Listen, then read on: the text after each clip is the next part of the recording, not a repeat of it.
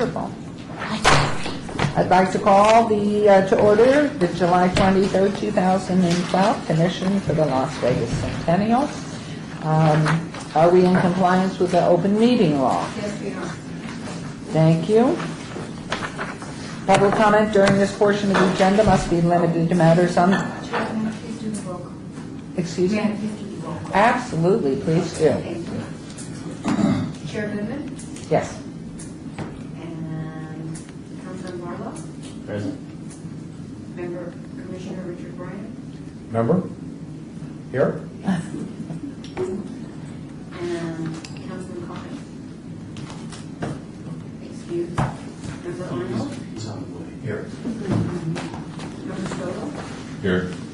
Member Brown, Present. Member Cashman, excuse. Member Feldman, excuse. Member Wallencotter, excuse. Member Pike. Here. We have a quorum. Thank you. Public comment, this is item 3. Public comment during this portion of the agenda must be limited to matters on the agenda for action. If you wish to be heard, give your name for the record. The amount of discussion as well as the amount of time any single speaker is allowed may be limited. Item number 4. May I have a motion to approve the minutes of April 23rd, 2012 meeting for the Commission of the Las Vegas Centennial? So moved. Second. Thank you. All in favor, please signify by aye. Aye. Carried. Item number 5. This was an abeyance item for the last meeting. May we hear the report and update of the Centennial expenditures and budget? The report is going to be given by Joe Williams. Joe Williams. Okay, I handed out to you a copy of last year's information and a budget. We ended the year with an ending fund balance of $1.3 million. We received revenues of $1.7 million during the year, for the fiscal year ending June 30th, 2012. We had expenditures of $1.9 million. The largest expenditure for the year was Floyd Lamb Park. We spent $200,000. West Side School for the debt service, $500,000. Neon Museum, $450,000. And Atomic Testing Museum, $137,500. The Eldorado Rodeo, $300,000. The parade, $101,000. And internal charges, $106,000.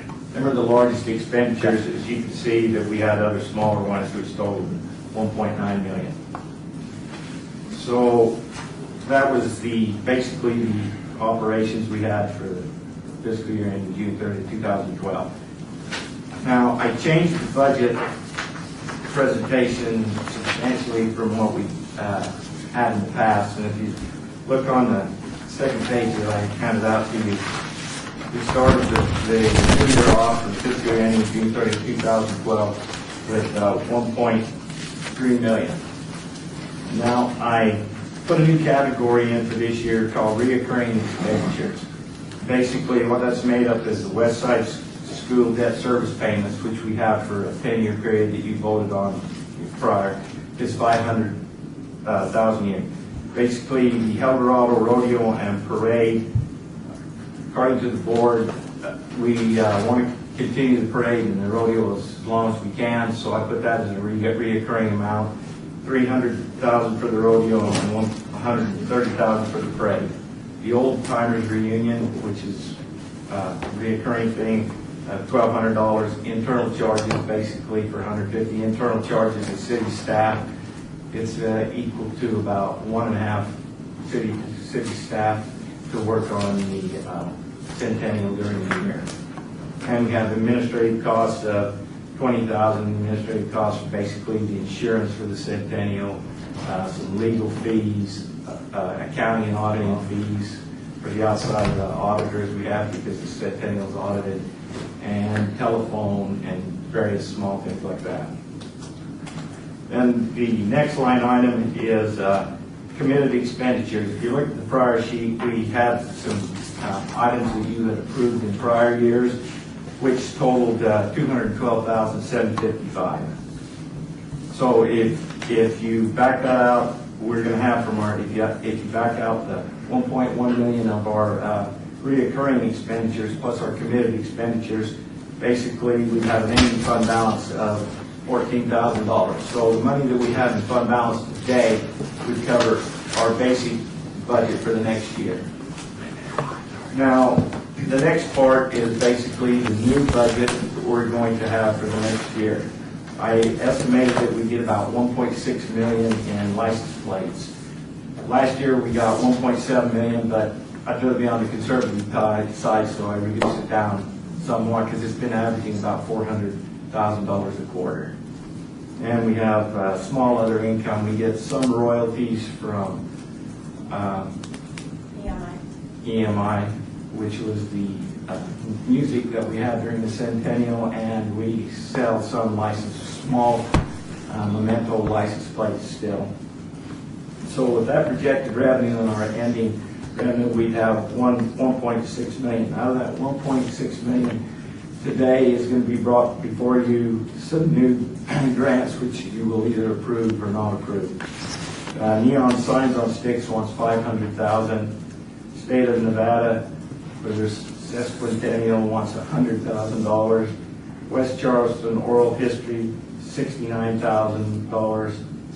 Springs Preserve for a train, which will go around the preserve to call various individuals, $50,000, and Stan Armstrong for a film, which would be $769,000.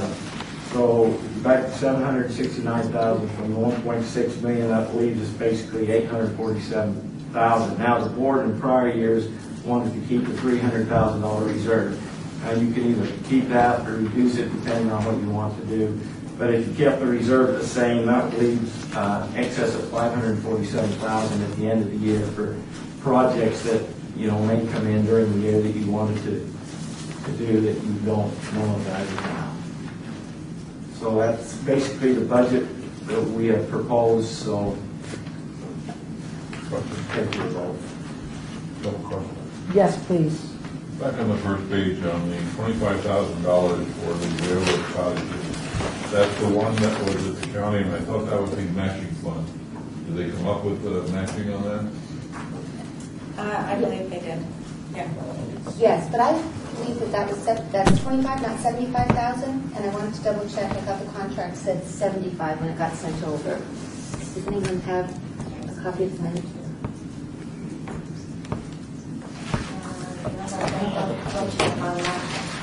Because I thought the first time it was 25,000, and then they came back a second time, if I remember I correctly. recall that also. So the railroad cottages out of the part-time. Oh, on the first page, 100 grand. We'll check into that. Okay, We'll look and see on that one. perfect, thank you. If you could just walk me through, I understood on the second page, the top part where we totaled up to $1.1 million. Then the second, the bottom part for the new budget, that does not include where I can see the $500,000 for West Side School. Well, if you look at the West Side Schools in the reoccurring expenditures at the top, it's the very first line item of the reoccurring expenditures, the $500,000. I have, so if we have $500,000 for West Side School, the $300,000, the $430,000 for the parade,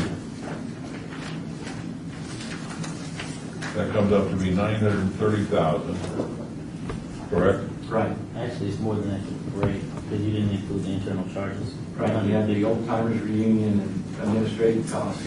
That's 1.1 million. Right. Okay, so all that is 1.1 million, and we expect to get 1.6 million, so we have about 500,000 potentially to spend, and then 300,000 of that is to be held in reserves?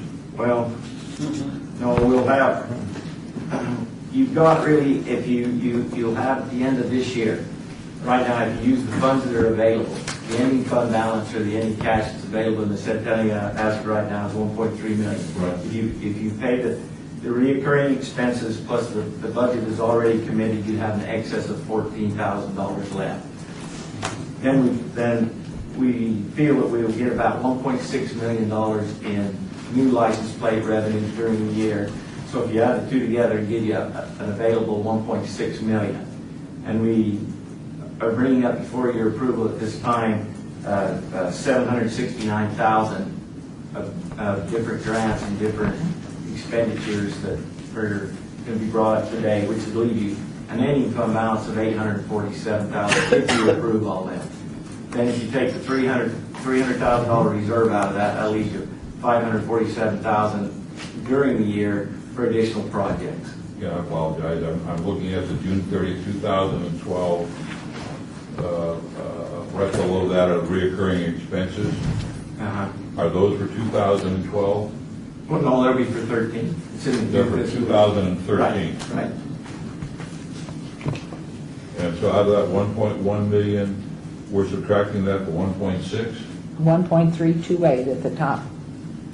Yeah, Bob, I think if we didn't take in another cent, I think what Joe is saying, we would have, with those recurring expenditures, we'd have $14,758. That's where I'm going, and Yeah. and now we're asking to spend how much? After we get this 1,000,006, which will come in during this next year, then perhaps we will grant these funds Okay. and the reserve. We don't have to, the $500,000 for the West Side School has already been taken care of for Correct. fiscal year 2013. Correct. Yes. Got it. That recurs For the annually, next 10 years. yes. Mayor, can I ask a question just in terms of how this is calculated? It's been there every year, and I've never asked. But in the budget, there's indications that there is a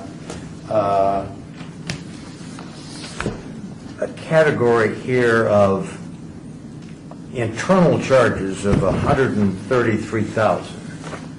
Now, I gather that's what it was for the end of June 30th, Are you on 2011. page 1, please? Page one, I'm sorry, Senator? Mayor, yeah. And I guess that is the charge that is charged to the Centennial Fund based upon staff.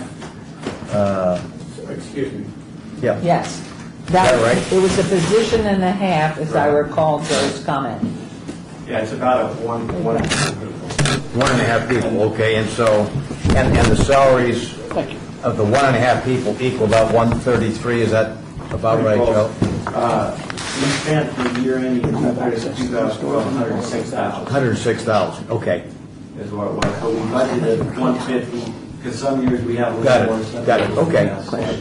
It's around the figures of the budget. So in other words, there's 1.5 staff positions that are committed to the Centennial Commission, that's the charge. Thank you. Any other questions? Because we have not voted on the items, and I don't see them on the agenda, for the sustainable $300,000 in reserve, we are just accepting the report. Yeah, That's all we're doing, is accepting the submittal of this report, correct? Right. Okay, I would unless there are any other questions?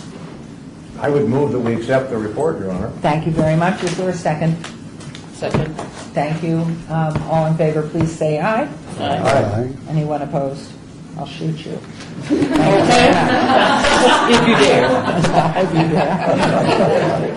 I do want to make a sad announcement for those of you who don't know. Candace Balder from our finance department lost her son, 21-year-old, this past Friday in a motorcycle accident. And so I'm sure we're going to be, Friday is the funeral, I think, at Palm on Cheyenne, and I'm not sure of the time.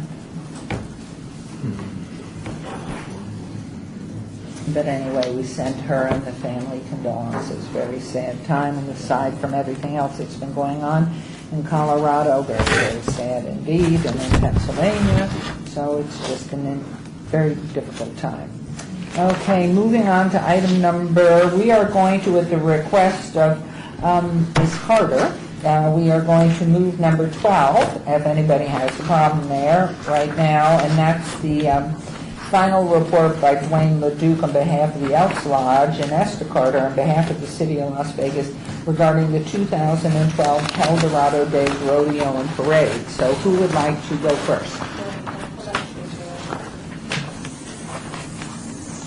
Okay, Dwayne, you're on board. Thank you. Eldorado Days 2012 is fantastic. We keep growing each and every year. We're at least 15% better than the year before. Last year's attendance was 16,500, which was up from, if we look back at when we started with 9,000 at the very beginning. Well, we're educating the folks in Las Vegas that Eldorado Days is back, what Eldorado Days is. That's been our biggest challenge. A lot of us old-timers, we all knew what it was, and we're excited about it. But to get that out to 1.5 million people that haven't heard about it before has been a challenge. We've done very well. We have a new PR firm that we brought on this year, Purdue Marion, which is fantastic. They really got out there and helped us get that information across and show the kind of participation we got this year at the rodeo. We had our first sellout crowd, first time, Saturday night. Our Thursday night rodeo is our locals rodeo where we raise money for Susan G. Coleman. And it is a locals night, so it's not a PRCA rodeo. So it's a challenge to try and get people to come out to that. But we did. We had an increase there this year, and we were able to raise $7,200 for that cause. Everybody had a good time. Next year, we're looking at earmarking, trying to get some elementary school kids down for that. We're going to go and bus them from the school. We got involved with a group that put on an equestrian event a week after hours, and they brought kids down for that, and I love the way it turned out. The families and the kids got to come at no cost to them. And we're going to try and do that so that we can fill up Thursday night for the Susan G. Coleman. So everything was positive. No problems. This is our last year, though, down at on 7th and Stewart. We're moving to Cashman Field next year. LVCDA sat down with us and asked if we would want to come down there, since Zappos now has that property on 7th and Stewart. So we've been working with them, 6-8 months, going over things, and we sat down with 51s. They were nice enough to redo their schedule so that they're out of town during the week of Eldorado. So we'll have the whole place to ourselves. We're going to use the parking lot D, which is larger, longer, wider than what we have right now. We don't have to work around buildings. Redrawn all the plans for that, and with that, we have more parking, so that's going to be helpful with the public as well. But it will cost us a little more money down there next year because now there's dirt that has to be moved, the dirt has to be put in because those parking lots have some pretty good slopes to them, so to keep them level, they're going to have to be done. We're going to have to put in some more fencing in order to secure it. But everything's positive about it. I believe it's going to be great. I've already worked with Purdue Marion. They're already figuring out a plan of attack of how to go in and prove either Bob Wright or myself on when Eldorado started. They're going to be going to the UNLV library and to the News Bureau and digging up everything they possibly can. And we're going to put together a really, really good informational booklet about Eldorado, how it started, where, when it moved, when it did different things, so that we can then use that in our marketing program and advertising to open the eyes even more of folks in town. Say, here we are going back home where it started. It really didn't start Exactly, here in that's Cashman it. Field, but it was pretty darn close. Yeah. It was on 5th and Bonanza at first, but then it went when Big Jim Cashman built the stadium down there behind the Elks Lodge. That's what I remember how it went. That's what I remember too. Built primarily with volunteers. Yes, it did. Yeah, the Elks and the Emblem Club used to come down there on Saturday, and those of us that could neither read nor write were rod men. Move left, move right, as they were in the sight line with those benches. I mean, it was the only thing I had to move left, move right, and that's the only thing I could ever do. You were pretty good at moving either way. I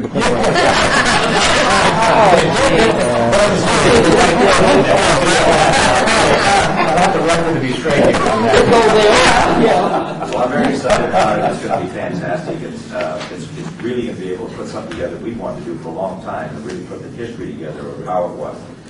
We lost a lot of our history when it went away. It was just misplaced in files or whatever, and we've been building that back up. And now being able to go down with the help of Purdue Marion, really get in there and put this thing together where we're going to have a true historical document showing what it's doing. The name of the production for the first time was Vegas and Calico. Vegas and Okay. Calico. Wow. Good. Really? I think we have to go visit the father. My father dedicated. He did that really that year. Oh, yeah, okay. So basically, it was very, very positive. I see better things happening next year. We're going to concentrate more on our ticket sales now so that we can load up those other 2 days. And we have a 5-year plan. My board of directors meets tomorrow night, and we will be establishing beyond that 5-year plan because we just have to. We have to think positively and go where we're heading in the future. And we're very pleased, of course, that we were able to donate money to charities again this year. That's what it's all about. That was great money to charities. The Senator was there when we gave out 3,000 dictionaries to kids in schools. That's a great program. Susan G. Coleman, New Vista Group, Safe Haven, Muscular Dystrophy scholarships at UNLV and on the high school level. We take care of our homeless vets, Boy Scouts of America, and our Ranger group. Remember back in the old days, it was Kangaroo Cops. Now they're called the Colorado Rangers. So they're over 30 strong now, and they take that local jail and they take it everywhere. They go down to Union Village, they go to the 5K runs, they do whatever they can and put people in jail, raise money for their cause. Nothing ours at all. They just donate their time and they're out there. They're being requested all the time. Frank Mark just called and said, I'm sure you're at Opportunity Villages party again in September. So I'm proud of them for what they're doing. Exciting. The question I noticed, Vince Alberta's come in from LVCVA. In the event that the Cashman Field, you have it locked up, assuming nobody buys something for the next 5 years? Well, we have locked up for this year. We have it locked up for this year. Julian has been working directly with us on that and sitting in on the meetings, and we talked about it again back in Colorado Springs when we were there for the Hall of Fame inductions. Everything is very positive, but as far as a long-term contract, nobody's mentioned anything on that yet, but we need to do that. We need to get that to a point where the 51 seem willing to work with us every year. They said as long as we know in advance, and this is pretty short notice for them now, but it was before they scheduled their games, so they were able to do it. So we've been able to work that out, and that was the biggest one. Well, and considering the fact there's a possibility they may move to another locale in the county, just so long as you're on top of it, and just we keep the lines of communication open of what's happening out there at We Cashman. also have Scott Adams and the whole downtown coordination group. That's always on their radar screen too, Okay. just to keep them updated with the location we have this year and just trying to stay on Right. top of what happens with Oh, Cashman. it's great. If they do move, I'd love to be back in that field. We could make a nice arena. Can I ask a couple questions? Okay. We have questions here, Councilman. I have a question, Dwayne. We have a P&L that's pretty here showing a page of expenditures and a page of income.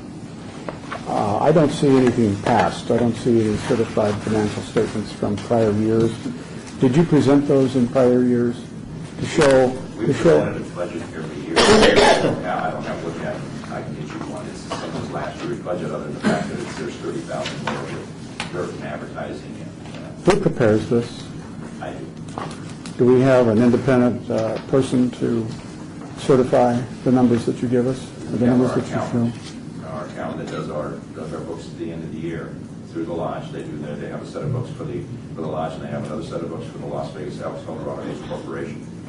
And those books are taken care of by her and turned into the acquisition. Yeah, I'd like to see them as a separate entity then, I guess. For me and for, I think the commission should make sure that it has a chance to see that there is an independent look at these expenses. And it goes without saying, we want to make sure that when something says special acts, we're kind of curious what they did, what those were. What was the $10,000 expense for an announcer? That's an income, projected income. Announcer, $10,000? I'm not quite sure I understand that. What I have in the budget, and understand first I'm working with a budget system that's built by the Elks Lodge. I've made it as business-like as I can, and I show my income page, which is my sponsorship from Boyd Game. That's $10,000. And that $10,000 actually goes to pay for the announcer, Boyd Bohemians. So all my income side is showing my sponsorships and my expenses, like with Mr. Boyd Bohemians is $10,000. They actually do not give me $10,000. What they do is they turn around and sponsor, they pay him. Well, that makes it murky. What they pay him, that's why it Yeah. doesn't show it doesn't show his income or expense on the final budget of the part that goes in. Glenn, I think it's a little bit of work, but, to show it the way it ought to be is really, should be your goal. If we could have that, Absolutely. I don't think I need to hold up any votes today on that, except to say that this is not very clear. And I think for future decisions, I think I'd like to see that, Yeah, just all of show me it. those spots, all of them. I mean, if there was something that really stood out that you were worried about. But Well, I think can show you everything that should kind be of contract. spelled out so that one would not have to ask a question or deduce that there's a sponsorship here that really is paying for the announcer, and it's not an income item, because I don't even know if you show the announcer, you do show announcer stand, but do you show an announcer expense on the expense side?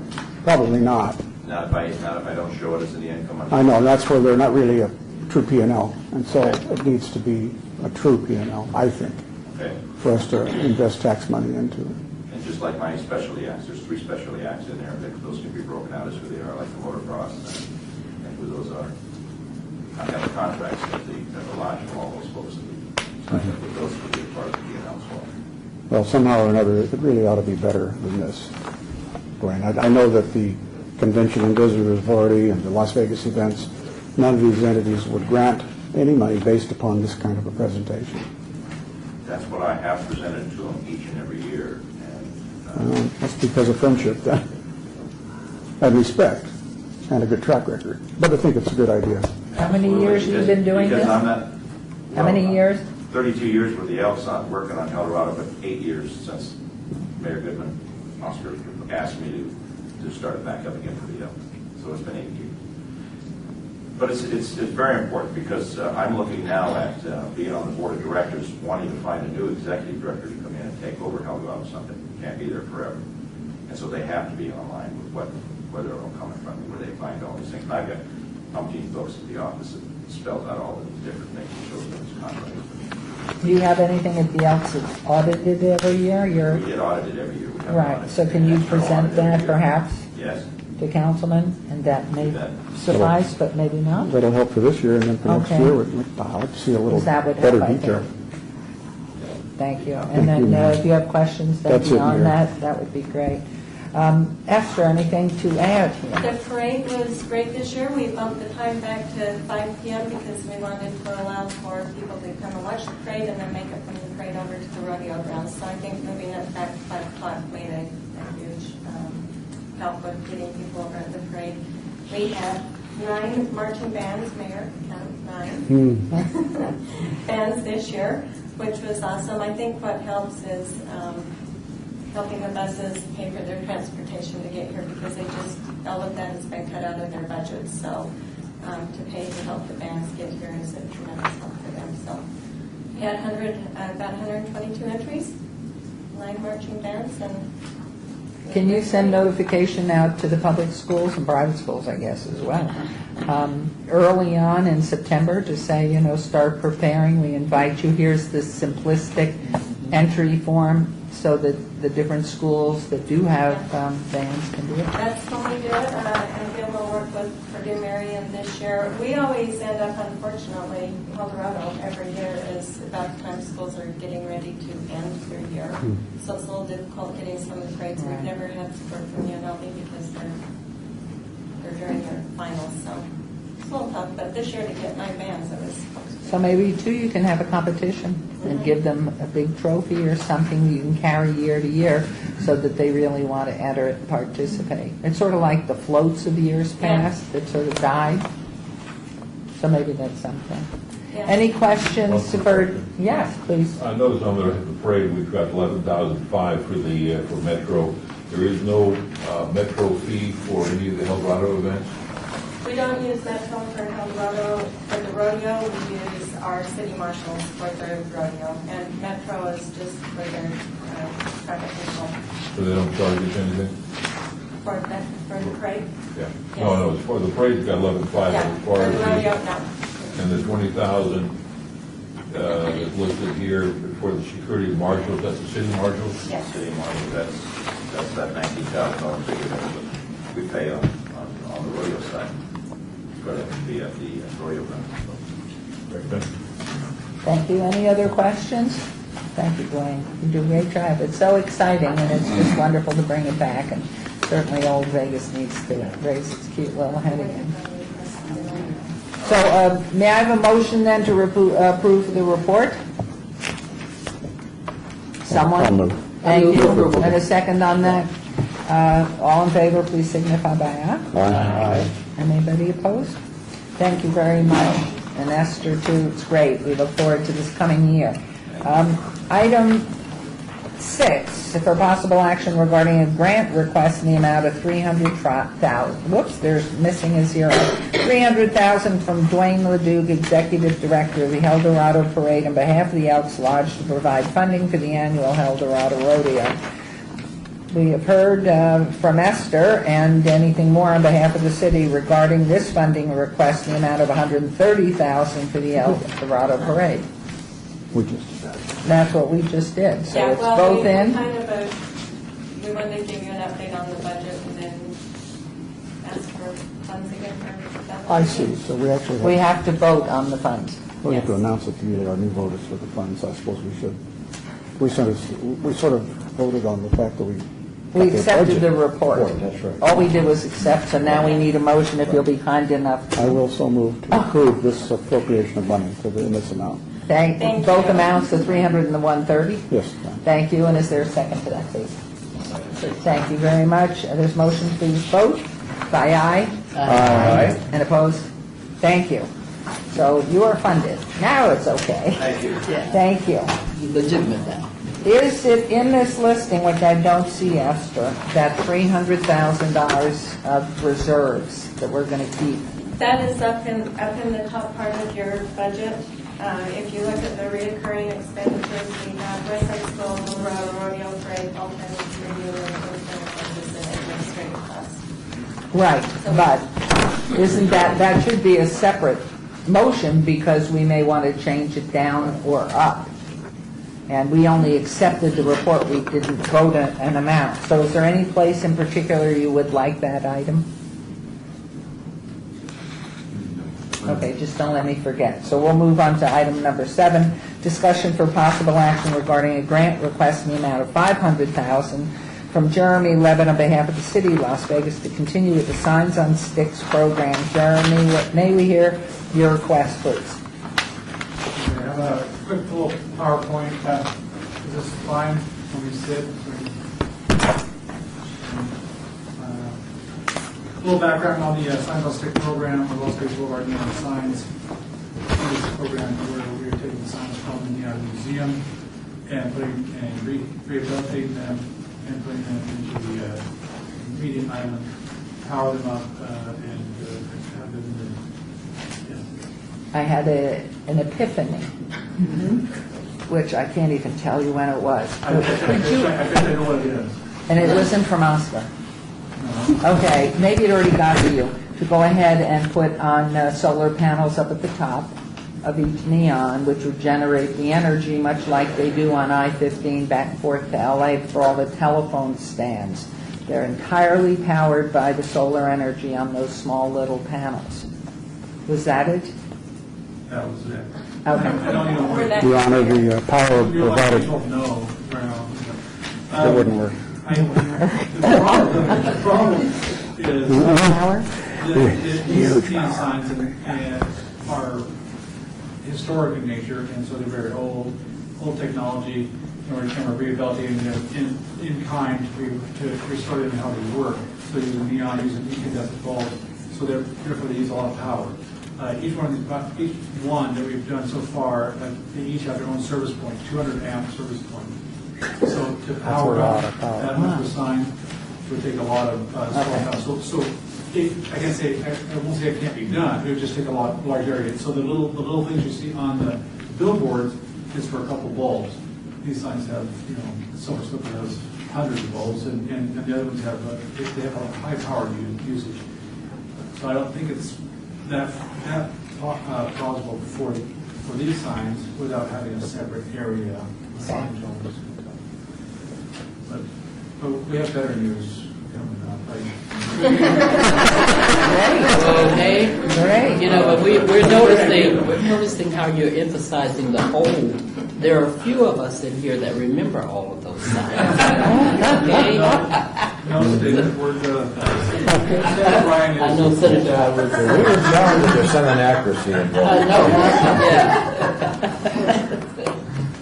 yeah. Okay, so that's the program is putting these in the Las Vegas, City of Las Vegas portion of the Las Vegas Boulevard. So we started the north end and working our way north. So we can see these.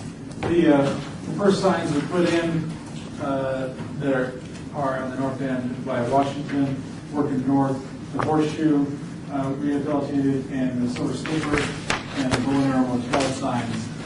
Those were put into the first phase. Actually, before that, even when Sherwin said the first phase, previously, the Horse and Rider sign, otherwise known as the Caballero. I always defer to the expert on the sign, the Centennial, of course. The next phase we put in between 95 and Fremont Street, the Normandy hotel signs, the Society Cleaning sign, and the Lucky Castle Hotel. So those were just completed just the last few months, and they look great. Meeting on and they're all powered up and going. The next signs that are slated as part of the 2009 Scenic Byway grant. Now, stepping backwards for a second, those first three signs were put in with Centennial funds. Centennial funds exclusively rehabilitated those signs and installed them. The next three were put in with Scenic Byway grant funds and a small donation by the Centennial grant to help us out to finish it up for those three signs. The next two signs are slated for installation. We were working on the grant for Scenic Byway grant, so this is just with Scenic Byway grant funds. That's a 9 Scenic Byway grant. That's the Golden Inn Hotel and the Apache Hotel. And where will those go? Those will go between Bridger. Golden Inn will be between Bridger and Carson, and the Apache between Lewis and Bridger. And this is where the overall map of the signs.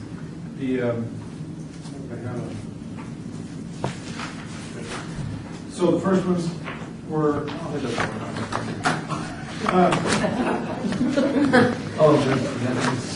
Yeah, I got it right there. First one's the Horseshoe, the Slipper is right there at the Indian Museum, the bow and arrow, and then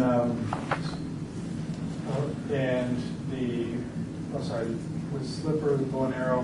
Actually, the first one is that I didn't show on there was the bridge that goes to Cashman, the neon element of the conversion. Then the Society Cleaners, Normandy, Lucky Cuss, and the next two are the Golden Motels. They're going between Fremont and Carson and Bridger on the Apache Motel. So those are the next ones in line, which in looking at the historic nature of those signs, that they're close to where they were originally. In general, for what we have in the museum. Now, the next signs that we want to talk about are the ones on 3rd Street. There's a number of signs on 3rd Street that are in place and they are powered up and existing. That there's a few problems with these signs. They don't get a lot of notice on 3rd Street. On 3rd Street, the Fremont Street experience, there's always events down there, and some of them are getting backed into with vehicles during the events, and they always want, and as a matter of fact, they want, hey, can we take these out and bring them back in for different events? And what we'd like to do is just take them out and put them in the meeting island as part of the Signs on Sticks program. And it's the Dots Flowers, Red Barn Motel, the Nevada Motel, and the Flame. Red Barn was not a motel. That's the Red Barn Motel. I'm sorry. No. That was a lounge. Yeah, it was that and more. So is this I grant, think motel up. is this grant to cover the cost of removing and replacing those as well? That's what, this grant that we're requesting on, here is to remove all of these signs and place them in the community. Plus the 2 remaining that you showed before. Well, 2 remaining are we're going to be done with the scenic Those byway two. grant. Okay.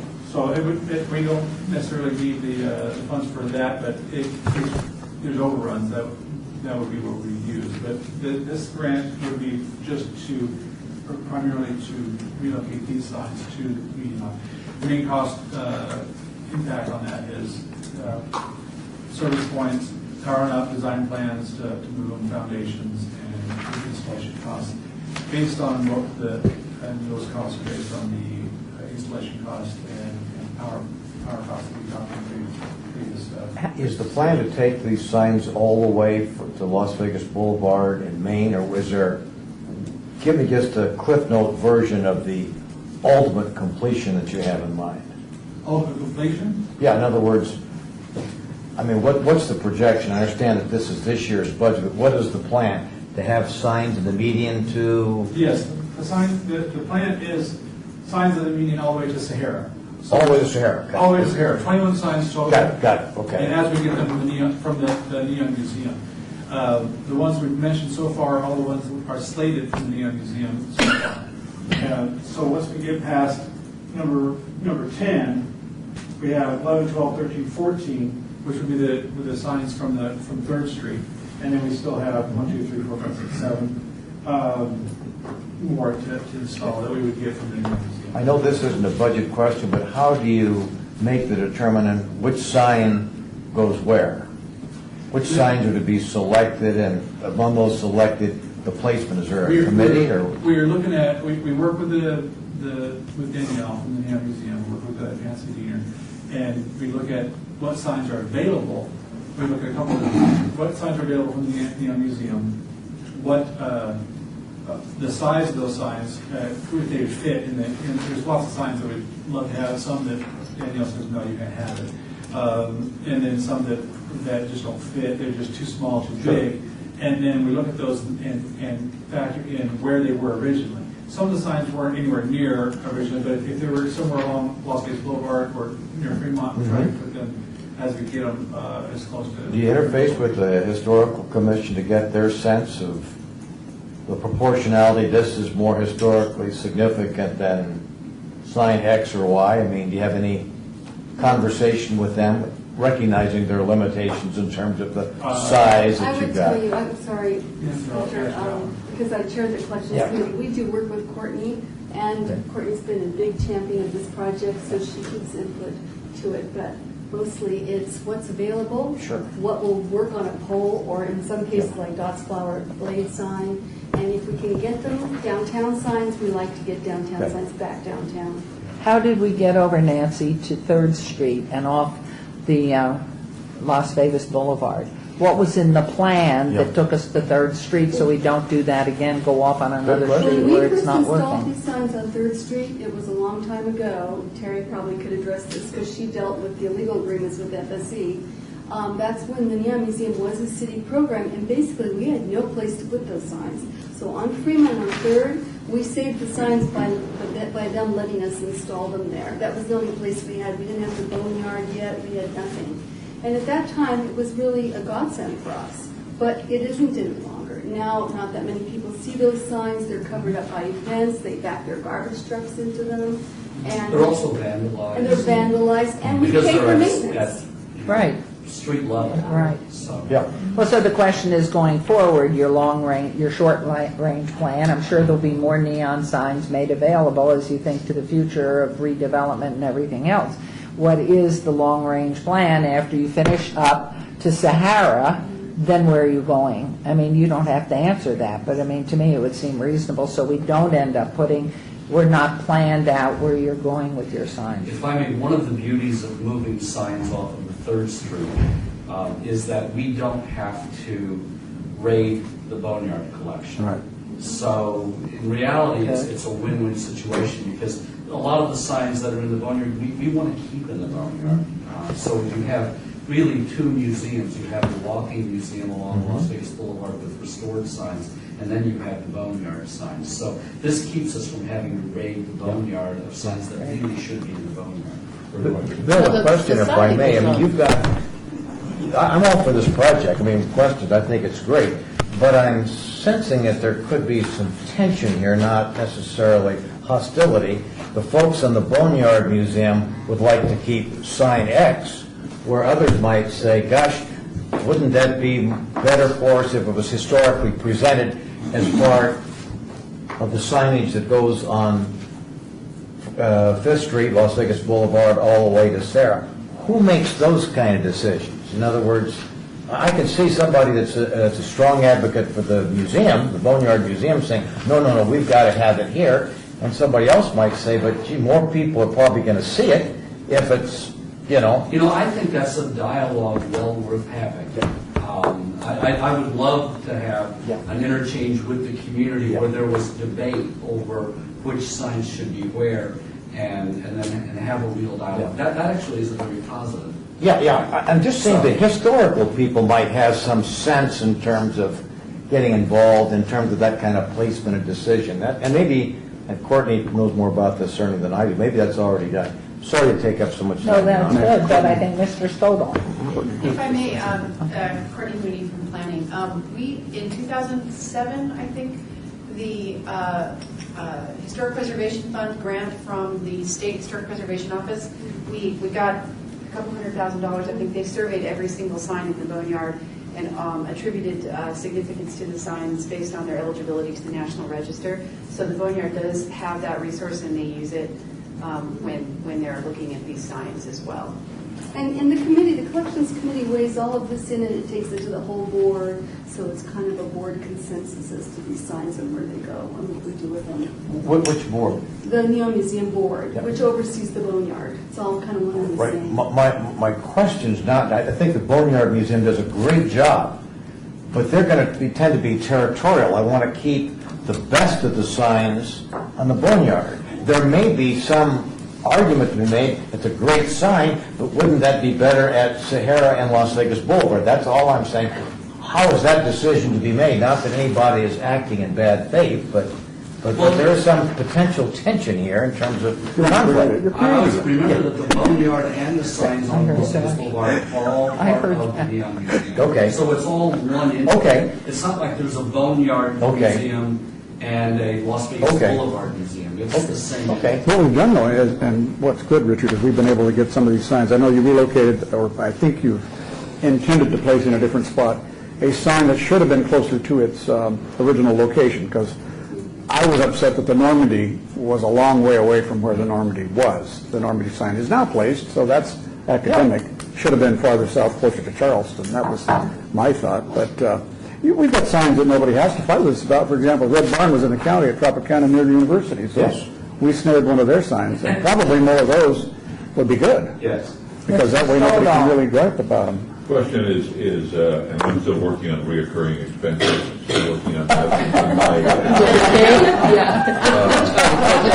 I'm wondering here on the relocation of the neon sign from 3rd Street to Las Vegas Boulevard. The third from the bottom, it says 1 year maintenance of neon signs, $18,000. If these signs in essence are owned by the museum, who handles the maintenance? Is this going to be a reoccurring expense for us? The maintenance of these signs at this time is the city of Las Vegas cost. We include the construction cost for the contractor to include 1 year maintenance. That gives us an idea of how they're going to be, what the maintenance need is going to be. But after that, it's either a field. It's City of Las Vegas maintains those signs, field operations, and there's been discussions with public works with the parties around it to make sure that these are. So the city is bearing the cost for maintenance in the future. Now, of course, we probably reserve the right to, in the future, we may come back for some maintenance, but we're not asking for that right now. The city covers that cost right now. The 21 village at some time, when do you answer the mayor's question? I think your point is huge, because you have to build in for the long range. And so, you want to make sure that in your planning, your 5 or 10-year plan, that you've picked that up. Yeah. And as you increase your signage that's out there, and since it's so expensive and you can't use my solar, then how are we going to fund this? Where's it going to come from? Right now, it's built into those, in the field ops costs as for maintenance. And now, as we've been, as the cost impacted the city, right, and budget is tight, we look for it, but right now, that's a commitment to the city to make. Can you develop a 5-year or 10-year plan so that you're looking at these costs and how they're going to be addressed? You'd hate for them all to go out if, in fact, Right. we don't come out of this the way we think we're coming. I didn't mean to interrupt you, but I thought that No, well, was that's a what great I'm point. with the 21 signs. What is, and one to answer the senator's question, when do you anticipate all 21 being up? We're going little by little. We have, granted, these 4 signs there, Third Street, and then we have an application in for a CFIRE grant for the next 2012, which will be two more signs, which would get us to where we have 4 signs left, and then at that point, we'll probably either look for funds for CFIRE grant. So it's going to take over 5 years to finish up the 21 signs, just to get to where we're at the end. And as we get closer to that, then we'll talk about where they go from there, whether you go Arts District or somewhere else. Those kind of discussions are starting now, but we haven't. The last thing is, as a cranky historian, I would suggest that if we're going to have one all the way to the Sahara, that we plan ahead and not have Motel 6 as the entranceway to the city of Las Vegas. We have something spectacular as that one that's going into the city limits. We save something Super 8 for that.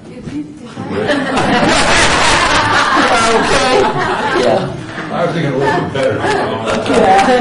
If I can interject, Bob, we've been talking internally, staff-wise, about the idea of putting and actually creating a brand-new gateway sign for downtown, a pretty spectacular one, on the corner of Sierra and Las Vegas Boulevard. Now, where that money will come from, I don't know, but you're right, because it needs to announce downtown and the scenic byway.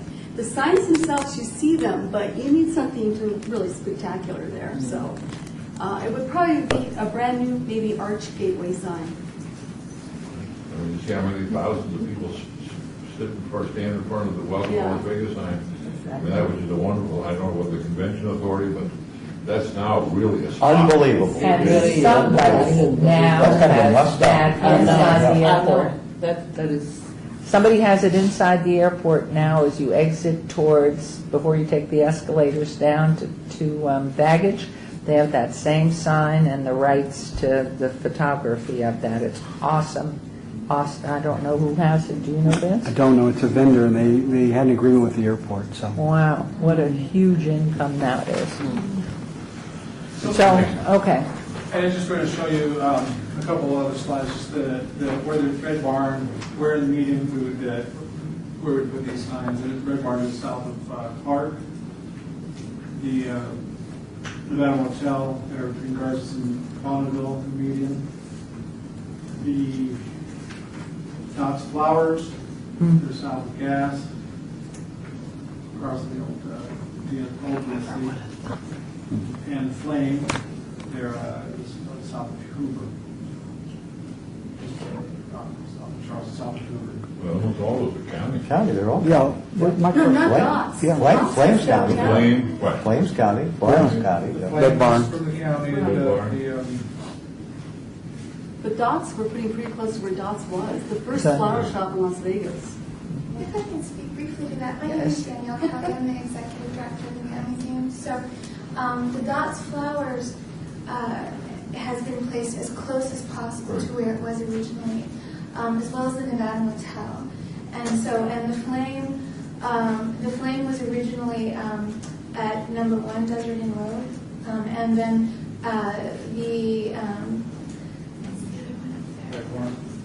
the Red Barn was at 1317 Tropicana. So, and I can say, just speaking briefly to your concern about tension, we work very, very closely with Courtney in these decisions about the signs. And so, for example, if I put on my Boneyard visitor hat, I could tell you that visitors would love to see the Apache Motel in the Boneyard, but it was purposefully left out of the design of the current Boneyard plan, knowing that there was a space opening up very soon here that was as close as possible to where the Apache was originally, which was Main and Lewis. So its position on the boulevard is at Las Vegas Boulevard and Lewis. Okay. So there's a lot of consideration goes through and for example, some signs that could be beautifully placed on the boulevard, but it might not be a number of years until we get to them.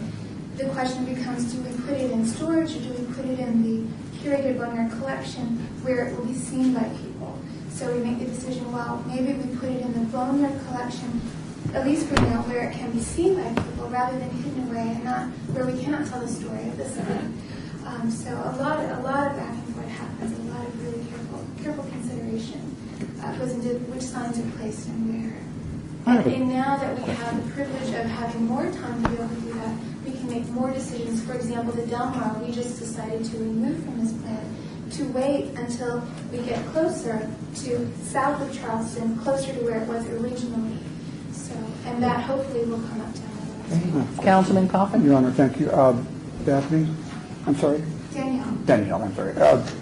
Do you have the Green Shack sign right now, for example? We do. Okay. Where's that going to be destined? Right now it is in the Boneyard, and we'd love to restore it. We'd love to restore it for the Boneyard, but that's a sign we'd love to restore. So potentially that's when we could discuss perhaps putting on the boulevard. But restoration, it would be incredible for that sign.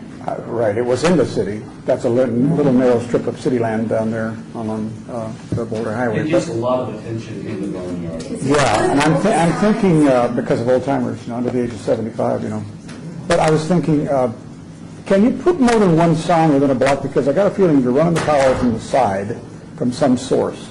So should there come a time, this is number one question, can you run more than one sign within a city block by running the power up the median?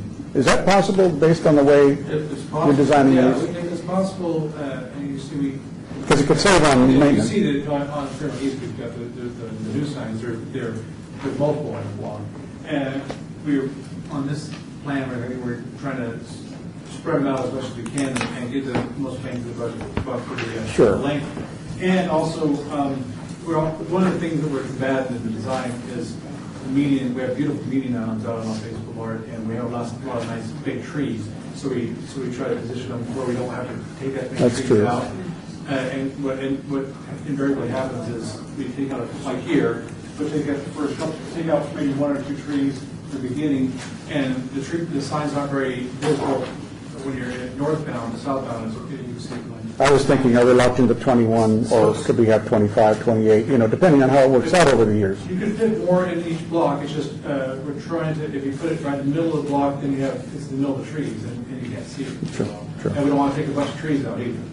Sure. So, The second question is, I just wanted to make sure that you were working obviously with Public Works, so you know if in fact you are stubbing out extra electrical hookups. Right now the plan shows using the plan that we had, that where the city is going, if we wanted to put multiple in, then we could stub out for future.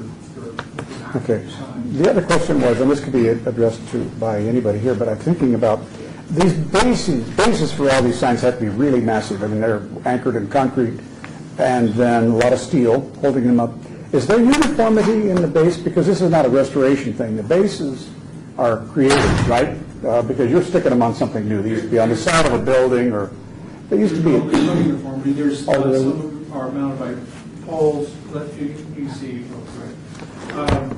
Out 3rd Street, they're mounted on what they're mounted on 3rd Street is kind of tough. And like Johnson's blade sign, and we'd have to create a new pole and put it on it, a new mount platform. Some of them already have poles assigned with them, and so like the Apache has a pole that we'll have to mount that in a foundation, concrete foundation that will be designed and engineered specific for that sign, because of the wind loads and everything is specific for that sign. Same with the old man. And some of them they have different, like Society Cleaners is an example of, it was a blade sign that was attached on the side. And so we had to design a new pole and put it on and foundation to fit. Each of these foundations are designed specifically for the sign, like us and normally. Well, I brought that up just because I wanted to know if there was a chance in the future of rotating signs. Because the boneyard, you want it to be a living thing, curated. If you did, let me see, everything is possible. But Well, you try to save money. You would, it would take a totally different approach to what we're doing now. Are we going after signs everywhere? Okay, because in order to keep the inventory of signs up, are we going after them everywhere in the county and anywhere we can get them? Danielle can speak to that, but they're getting signs where they can. And actually, from what they've told me, and they can speak, but the people, there's a lot of advocates for these signs all over the valley, and they're pushing to get them. And as soon as a hotel is closing or the sign is put down, there's people telling them about it. And so they're working on signs wherever they can get them. I mean, and they're getting new signs all the time. Councilman, I'll make 2 comments also. On these signs that are on the median, on the sidewalk, in close proximity to the sign is a plaque that then describes what the sign is and gives historical information about it as well. And then in terms of collection, as you just mentioned, all of the sign companies they keep us informed of when they hear that a sign is going to be decommissioned. And there are signs that people have asked us if we wanted to donate, but there wasn't any historical or aesthetic relevancy to them, so we don't think that, the boneyard is a limited space. So we are always looking for, the new collections. We wanted the glass pulled in before it got stolen. But we did get the Sahara sign, and so we are acquiring new signs all the time. Wow. 2 last questions. Thank you. Yes, please. One, again, the cranky historian in me, when I hear the word plaque and facts, I harken back into the plaques that the city put that were fun facts. So who's checking the facts of the plaque? And if they're being recorded, that's great. But the second part of the idea, do you know how the parts of freeways and highways are sponsored? I'm wondering whether or not the maintenance of blocks of the neon signs could be sponsored, the upkeep, rather than the city having to absorb the cost, or the Centennial having a reoccurring cost. Interesting. Something to explore. And this is all part of the scenic byway. Obviously, it's a nationally designated scenic byway, so you have that's a good idea. We don't have, maybe something we've talked about, I don't know. And based on Bob's question, are these plaques that are on the sidewalks next to or as close to you can get to the actual neon, is there a uniformity of what they look like, everything? Okay. And Dorothy Wright, who is with the Historic Preservation Commission, she's also on our board, and she vets all the information that appears on the plaques. Okay, thank you. Okay, so moving this, are you, don't want to rush you, that's... okay. No, I mean, that's okay. All right, so any other questions, comments, discussion here? I'd entertain a motion for the approval of the $500,000. So moved. Second? Thank you. Moved and seconded. This motion, please vote. Aye. Opposed? Thank you. Don't spend it all on one side. Number 8, discussion for possible action regarding a grant request in the amount of $100,000 from Lori Nelson on behalf of the State of Nevada's Sesquicentennial Committee to support the 150th state celebration. Lori, your turn. Thank you, Mayor Goodman. And it is Nevada's Sesquicentennial celebration that will kick off in Nevada Day of 2013 and conclude in 2014. For simplicity's sake, the committee, together with the governor, has decided to call it Nevada's 150th celebration. So that should kind of simplify things. So thank you very much for the opportunity to present to all of you today. It's a little nostalgic being in this room because nearly a decade ago, I sat before this commission and worked closely with you on all the PR efforts surrounding the Las Vegas Centennial celebration. And It was that experience and that excitement for the history of Las Vegas and everything that surrounded the Centennial celebration that sparked my interest in joining the Governor's Planning Committee for the 150th celebration. So it's good to be back in the company with all of you again. And based on what the Las Vegas Centennial celebration accomplished, you're going to see a lot of similarities. I want to spend a couple minutes walking you through a little bit of the background of what the committee has done so far and what the governor's goals are for the celebration before I share with you our request for some funding, just so you have some context. Some background is the governor formed the committee earlier this year. It is a 7-person committee today that is spearheaded by Bob Brown, the publisher of the Review Journal, and Nina Laxalt from up north. The 7-person committee is statewide, including Ted, who's a part of our committee as well. We do have 2 part-time advisors, the NCOT Executive Director, Claudia Del Vecchio, as well as Peter Barton from the Nevada Division of Museums and History. We are a nonprofit entity under the Nevada Cultural Affairs Department, and we have our nonprofit status through their foundation. And in probably early next year, the committee is going to expand to probably an additional 30 people. So this committee today is really laying the foundation and the groundwork for what the celebration will be, the tone for it, and some of the initial steps before we expand and grow the committee. So we are truly in our infancy. We kicked off in February or March of this year. And the governor's vision was really to do a few things, and we've kind of fleshed out a mission, vision, and values that I think is important for you to understand if you were going to look at our request for funding. The mission is to commemorate the 150th anniversary of Nevada statehood and to celebrate its future. And the vision is to really promote the independent spirit of Nevada through education, tourism, and history, which is very similar to what the Centennial was focused on. And the values of the celebration is really going to be centered around a year-long statewide celebration that is funded by private monies and grants. And through that, we're going to bolster the cultural awareness in the state, increase civic participation and appreciation for Nevada's heritage, and be all-inclusive in a statewide celebration, and, you know, from head to toe, north to south, and every nook and cranny in between. So right now, the committee's really been focused on building the foundation for the celebration, and we're really starting to identify and secure what I call founding seed money. We have zero budget, so we're working very creatively and really going to start going after actively looking at some private dollars that are out there and getting the community on board. The next priority is really looking to hire an executive director, someone who can day in and day out oversee the ins and outs of the celebration and help us with that vision to build out the infrastructure of it. And you may have seen recently in the news, we had our first initiative out there. We've invited the entire community in the state to participate in the logo contest, to come up with the brand look and feel for the logo. It is a bragging rights deal, and it's going to be unveiled at a to-be-determined Nevada Day celebration this year, so that gives us a year in advance of the celebration to not only have the identity for the celebration, but to start building some buzz and getting the community excited. So as we look at funding, there's probably 3 areas where the funding will be applied to. First will be the public participation, things such as exhibits, signature, and community events, and then lasting legacy projects that will help to commemorate the 150th and leave a little bit of a legacy behind for the future to enjoy. There'll be a big focus on education on all levels, from every level of education, and then not just in the classroom, but field exploration as well. And then the promotional piece, getting out there to tell all the great historical stories and the events, and really focusing in those areas.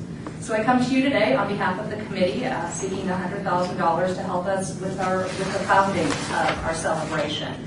We'd like to utilize the funds and start tapping in for a variety of things. We think research is an important piece of the celebration. We'd like to start speaking to those throughout the state and find out what's important to them in the celebration. We do plan on doing a road show of sorts and hosting town hall meetings throughout all the different counties to start getting that word out and start getting people on board and excited and want to be ambassadors to our program. looking at the hiring for an executive director, and starting the development of collateral materials. This is our development of materials phase as well. So, and then we're also within there going to start exploring different historic exhibits and ways that the history piece can travel throughout the state in a lot of different ways. So in a nutshell, that's a little bit about what we've done to date. We do have our committee meeting, our next one in Reno on Friday, meeting monthly.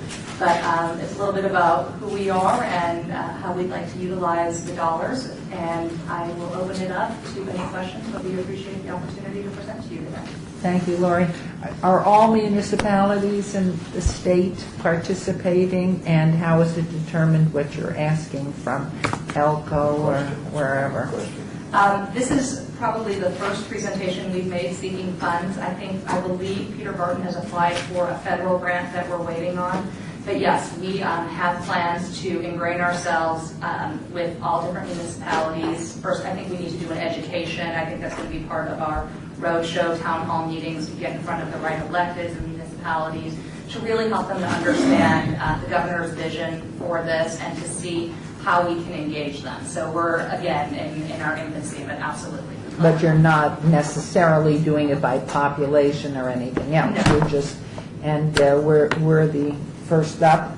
You are absolutely the first stop. We really haven't been out there very much. And are we getting the proceeds from the Centennial license plate? We are Esther. looking into.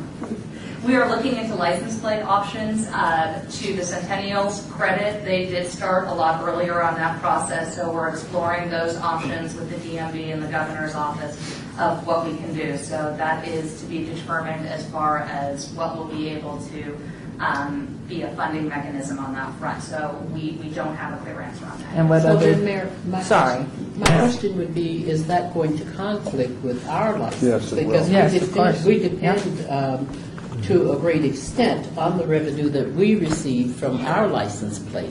Yeah, and at this time, again, we have not been given any indication by the state if we're going to be eligible for that, or if we created one, if there's going to be a fundraising opportunity in there. So it's very unclear at this point. There's been no action taken. There's been nothing presented to the legislature at all.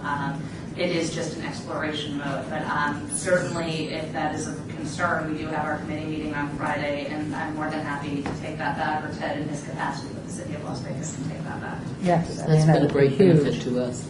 Well, I have mine still. you know, if you get a plate, of course, and you waited till the 13 legislature, which I think you have to do, Right. and then it doesn't take effect until the summer of 13, you're already into your celebration. And you start to market it, and then by the time you have some sold, you know, the celebration's almost over. Well, and I can tell you that at this point, that has not been the focal point of our discussions. We believe, and we're going to be having a side committee meeting on fundraising after the committee meeting. As far as funding, there's been more discussion of going after private dollars and sponsorships than there has been of the license plate. So it has not, and maybe Ted, I don't know if you can weigh in or not, it has not been a real, it's been a discussion item, but it has not been one to take active action on at this point. It would be a robber of revenues to the whole, the only source of funds for this organization. I'm trying to figure out, it is a heck of a conflict, as Hannah brought up. I mean, it's really tough for me to support it, any money, going to something that's going to hurt our revenue here, which some of this revenue is bonding. I mean, it's bonded, you know. Well, and it's such a benevolency, what this body does with those funds, and so anything that would conflict with that would really, maybe as we deal with approving this, that there's an addendum to the vote that says we would really wish that it shouldn't happen unless it comes in. That's very fair. I think that's very fair and something that we can take back to the committee, that it's contingent on that piece. But again, I just want you to know exactly where those conversations have been, and there has been nothing formal. It's just been exploration only. And I think based on the timing, again, if you kind of look back at in the history books of the Centennial, if I started my efforts in 2003, that was more than locked up and approved, and the design was there. So, you know, execution-wise, it may not even be a possibility and feasible to have that piece latched on. But from a funding perspective, we have not really built that into our revenue stream to come on that of a for-profit. Well, definitely, we need to have a voice and a written memo taken that we are concerned with this, very. It would be devastating for us. Yes. Yeah, quick question. Yes, please. Are there any discussions about continuing the commission beyond the celebration? Similar to this? Yeah. There hasn't been yet, and that's probably a good question. I think that's something we can take back to the governor of what were the plans after that, because you guys, different from our celebration, had that built in, that there was going to be a continuing revenue stream, and that's yet to be determined in our celebration. Yeah, I think if there was some sort of legacy plan, that might help us understand what direction you're trying to take this, and if there's a conflict or not. So Lori, the total budget is, for the entire celebration, is over $3 million, have I got that right? And Senator, I would say that's very gray area at this point, because you have yet to really flush out what are those exhibits, what does it cost to produce them, to travel, what are those signature events going to be. So I think that's really very early on sketching out what it may look like. But I think what you'll see by the end of the year is the committee is tasked with coming back to the governor with a little more fleshed out budget and idea of what the celebration. Lori, may I? Please. Do we have state When it- funds in this? Excuse me. Go ahead. I mean, it strikes me that this is a state celebration.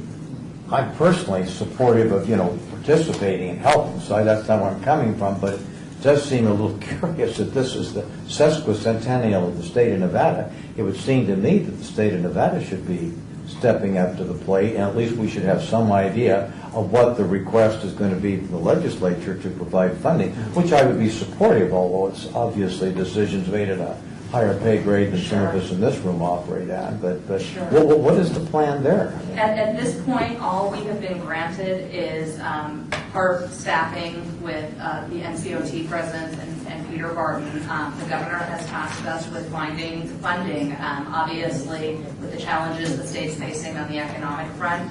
From a priority standpoint, the governor's preference is for us to go out and seek private dollars for the celebration. So there hasn't been any formal funding that's been presented to us at this point. And we, as a committee, philosophically would like to not present any ideas that really are at the taxpayer expense. Our goal is to keep this taxpayer free. But there is Member Brown, if we can, Go ahead, I'm please. sorry, Hannah, go ahead, I'm sorry. We're almost at the end of 2012, realistically, and to plan something so huge in a 2-year time frame, then time becomes your enemy too. It really does. I completely agree. It's a very ambitious goal. Again, it is to be determined what is manageable as far as signature events that the committee will host versus really encouraging the community to localize existing events. I think you're going to see a lot of participation where we're asking each of the counties and special groups and associations. I've already started hearing some people in town that there's a women's historical project that someone's personally interested in shepherding. And so I think we're really going to be looking to the onus of kind of creating criteria, but asking the community to get involved with a lot of their existing events and to really brand it for the celebration itself. Maybe that's a nice segue. Maybe the our commission could somehow do something to support you other than just a monetary check. Maybe there's something that we can organize or do the Southern Nevada portion. That would be incredible. I don't know what that is. And by the way, I think you're doing a great job. This is a huge undertaking for both of you and everyone else that's working with you. There's nothing wrong with tax law. But we are, to Hannah's point, we are on a compressed schedule that was different than the Centennial celebration, so it's a little more ambitious. But that would be my other challenge is we're starting to get out there and start talking to people, is we would love for you as a commission to think about how can you get involved and what role do you want to play in the celebration moving forward. Certainly there's great intelligence and great history here and some great tools in your toolbox that you've used. So I think it would be fantastic to have your support and events and initiatives throughout that year. So- Goodman, yes. I want to remind the commission members and also Lori to, should you not have forgotten, that the legislation that created license plate funds, the purpose of the funds are to be used for the founding of the city of Las Vegas. So historic preservation, commemoration, that all has to relate to the city of Las Vegas, the founding of the city of Las Vegas. So whatever, I don't see any particular purposes listed here on these events that you have planned, but we have to submit end of the year report as to how these funds are used and how they relate to that particular purpose. Thank you. And I would add to that too, and maybe I'm behind the eight ball here and don't see it, but the overall plan, the funding, what its purposes are and what this 100,000 is going to, rather than just into a general good faith donation to the fund. There's no plan, there's no financial plan, there's nothing, and we do seem to be very late in all of this. Madam Chair, for the record, if I may, Ted Olivas, I guess as a member of this committee, I think Lori did a great job in updating this committee on exactly where we're at and the task at hand. And the questions that you have are certainly relevant and speak to the endeavor that we're placed, and the situation that we're placed in. The thought process was that the Centennial not be or not compete with the Centennial Commission. In fact, it's about working together. It's about legacy projects. And in talking about where do we start in terms of fundraising, Lori mentioned this is the start of it. There is no stone going to be unturned. This is something that we're going to have to talk to all of industry, from mining to the gaming industry and everything in between, from all corners of the state. So when we chose and discussed submitting an application here, it was to be consistent and in alignment with the Commission's charge and consistent with the legislation that was passed. It was for legacy type projects, and the thought was that this, while it is a statewide project, certainly Southern Nevada has a large part in that legacy. And so that was one of the reasons that we started here, but there's not like a list. It's just we need to go out and do something. As Hannah mentioned, we're out of time. So this is basically seed money is what you're talking about. The beginning. You just were recently appointed, correct? This is like correct. 2 months, 3 months? Mhm. And Laurie, when were you retained on this? At the same time. We joined the committee at the same time. It started. So like 3-4 months ago? I don't think any of us are critical, Lori, of you and the short No, time that you absolutely have. not. And I do think that there ought to be some way that we can participate. I think what our legal counsel is telling us is that we may not, I don't want to speak for, but we may not have the legal authority, even if the board were inclined to do so, to give you $100,000 for seed money that would have to be related to some aspect of Las Vegas in the sesquicentennial. That is, we may be able to get where you want us to get to come up with some money, but it may not be.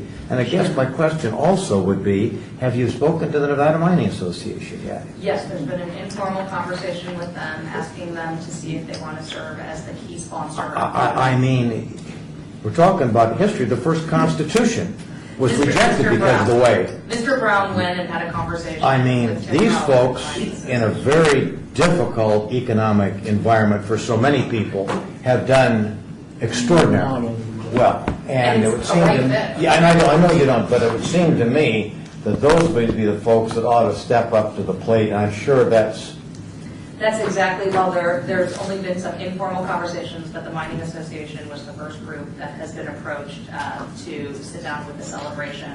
And I see the discomfort by the committee on seed money. If there's, from entertaining different ideas, and I don't know if you have to reapply for a grant for consideration, But we wouldn't mind if you wanted to consider earmarking it for a legacy project that lives within Southern Nevada as well. But clearly, we are really focused on seed money to kind of get the founding of the celebration off the ground. But certainly we'd be appreciative of any funding that could be earmarked, and we'd be respectful and accountable for it. And too, as your plan goes forward, it doesn't mean or preclude your coming back here, which I could see you're coming back to this body to request additional funding. So, I mean, it somewhat demands a plan of some sort or just an encapsulation as seed money. We want you to take the leadership, city of Las Vegas, show your good faith in this great plan for this great state, and make a statement and give us that seed money to move forward, which is what it sounds like, Lori, in what you were saying, and because it's just so recently pulled to wherever it is today, that's sort of the best we can get our arms around. That is correct. Your Honor, can I offer a constructive thought? Yes. Dr. Hannister? Please, Hannah, go ahead. Lori, I agree with Senator Bryan that I do think there should be some room for us to partner. And I have all the confidence that you will make this work because you are good. But I also agree with the mayor that down the road you could come back to us to develop a partnership. And I think that should be a possibility. Okay, thank you, Councilman. Well, I wanted to try to give Lori a constructive idea. See, I cannot remember, now Bob Stoldal is better at this than me, but I think there was a silver license plate created for the Centennial. No question about it. But on the other hand, you need now, the governor might have been able to do that administratively then, but he can't now. On the other hand, in 1964, or maybe 63, there was created something unusual. It was called a license plate topper. And a person could attach this thing about this high, and I bet you that the statute would not prohibit you from doing this administratively. And then what you do is you'd sell them, the state would sell them, and they would attach because you have two holes, and they would attach to the top two holes of your license plate. And you can see them, they're collectible. You mean like a trim? Yes, the upper part of the trim, and it said 1864, 1964, Nevada Centennial, something like that. And then you attach it to your Nevada plate so that it doesn't upset the law enforcement people who need to see what state that plate is. And so, Bob, am I right? Yeah. See, so that might be a war around the legislative dilemma. Might be able to get them cooking this year before the 13th session, and get something going and get some money that way. I think it would be popular. And then the legislature would decide maybe how long should we run these things. I would warn you on that. If you have your logo and you copyright it, then you can put it on the frame. If it's just the Centennial, anybody can do it. You go up online, you can order as many of those plate holders that you want. The only way you'll have control is with that logo and if it's copywritten. Or write it. Yes. Quick point. One, I've been able to attend either on the phone or in person at each of the meetings as strictly as a person in the audience, and this is a real solid working group. And you are to present to the governor a plan, and then the governor will appoint 30 or whatever people, and maybe include some of these people. So this is basically a planning group. Secondly, the cranky historian me needs to say that Las Vegas was not part of the state when we became a state. Right. That's true. 1867. Yeah, we didn't become a state or part of Nevada until, what was it, 1867, I think. Yeah. We were part of Pahrump County in Arizona Territory. Okay. We may want to have our own Centennial. And well, that's going to be a lot of extra time to work on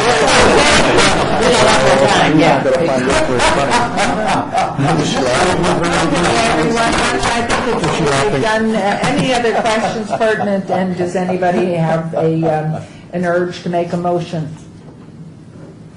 Can I Silence throw out is an yes. idea? Yes. It sounds like, there's some hesitation for us to support. When's our next meeting? October 22nd. I mean, the thought is maybe table this, hold the item, have you come back with some more details. Maybe you guys can talk internally about some sort of more of a legacy, something that fits what we would all appreciate and what obviously meets the rules. And then we can consider that. Because I think it's a viable, and I think we all want to support it. We just don't know how, and I think we're all a bit uncomfortable without all the facts.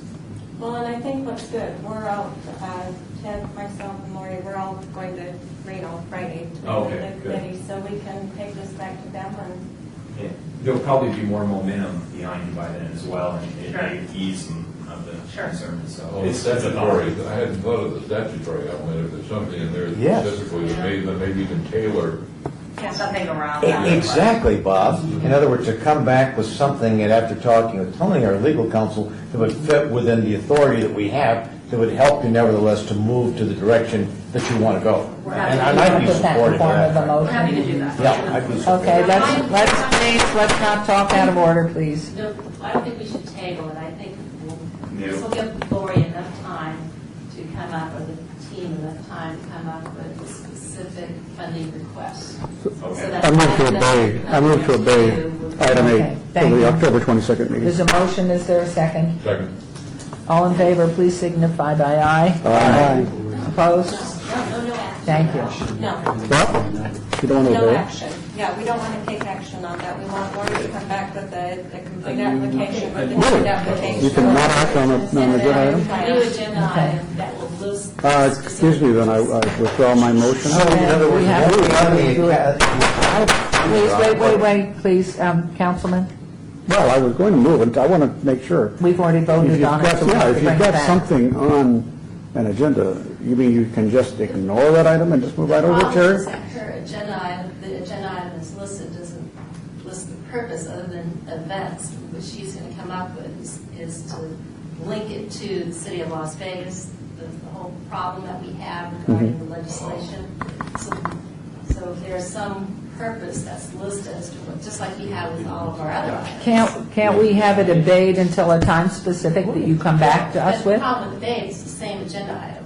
The wording of the Okay. agenda item is too broad. I see, so they couldn't come back and rewrite their item and ask for a rewrite, if I obeyed it? So may I suggest that you strike this item and they can come back with a whole new item? Yes. Move to strike item But we have to Move to open this up and, 8. Move to reconsider, I'll vote on item 8. okay, there's a move to reconsider on item number I'll 8, second please. that if that's what we Thank need to you, do. that's what we need to do by Robert's go rule. ahead. All in favor, please signify. Aye. Now, please. Move to strike item 8. Second. Okay. All in favor, please signify by aye. Aye. Done. Thank you very much. And Okay. Terry, for clarification, just so I understand what's on the committee, is a fresh grant application Consistent with the legislation. And check and see if a license plate topper has to really go through the legislature. That's a good Because thing. anybody with a plate, you know, a Las Vegas plate could buy that, put it on their plate. Right. Thank you for that. You wouldn't be competing with anybody, and there's 45 or 50 plates out there. You wouldn't be competing with all the other vested interests, which would be pretty much ticked off, and they'd be calling their legislator and saying, please don't pass another plate. But again, thank you, Lori, and Thank please you, stay Lori. this. Thank you, I mean, Lori. we're very, obviously very supportive of this. Everybody's very excited about it. We want to participate, but we need the specifics. And again, on the plate holder, it needs a logo that you can copyright, or else I can go online tomorrow and make my own. We will Thank protect you. it. Thank you for your. Thank you.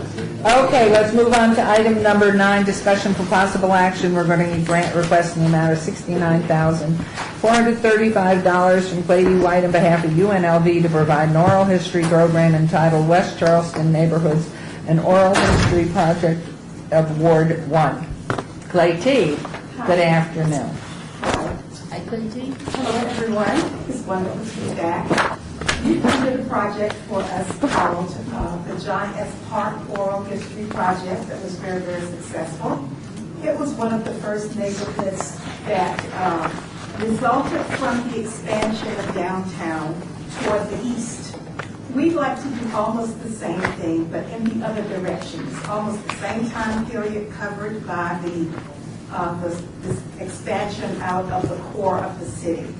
This one is the West Charleston area. So we will be going into areas like the Scotch 80s, Rancho Circle, the Palominos, Wesley, McNeil, some of those areas. When we did a presentation from our John S. Park oral history project on a national level. We got information back from the publisher of the Oxford Press that we should be writing a book about this. It is always innovative and exciting and surprising to people when Las Vegas presents something that is different. But what we'd like to do, of course, yes, we want to write a book, but we'd love to include more than just the John S. Park and surrounding neighborhoods. We would like to take some other early neighborhoods to add to our collection and to add to the history that we've collected. We have some of the same situations happening in this area of West Charleston that we had in the John S. Park area. We have families that moved in at the beginning that are still there. Some families that have moved out and came back. Others, their children went away, came back, moved back into that same community. So we want to know why. We want to know what happened. We want to know their history, how they contributed to the city, just like the people around the John S. Park community.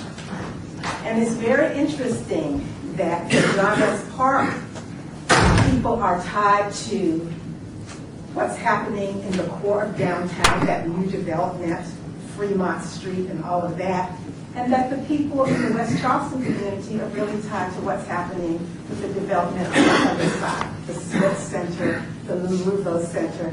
So again, we're collecting very, very exciting history. We're asking for exactly the same amount that you funded before, so that's why the dollars and cents. We are usually using funds from UNLV as we did before, but we still need some of that same support that you helped us with before. So we're requesting the $69,000 and partnering with the UNLV library system. And that's where Oral History Research Center is located, in the library system. Thank you, Clay T. All right, questions? Let's make a motion to approve. Second. Okay, there's a motion and a second. Please vote. Aye. Opposed? That was too easy.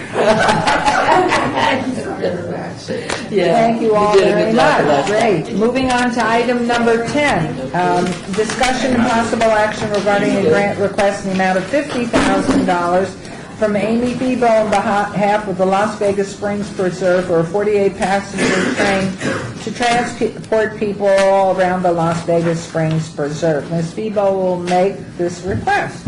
Your Honor, I need to abstain. I'm a member of the Las Vegas Springs Preserve Board of Directors. Thank you very much. And I would add I'm on the Finding Advisory Board, if that makes any difference.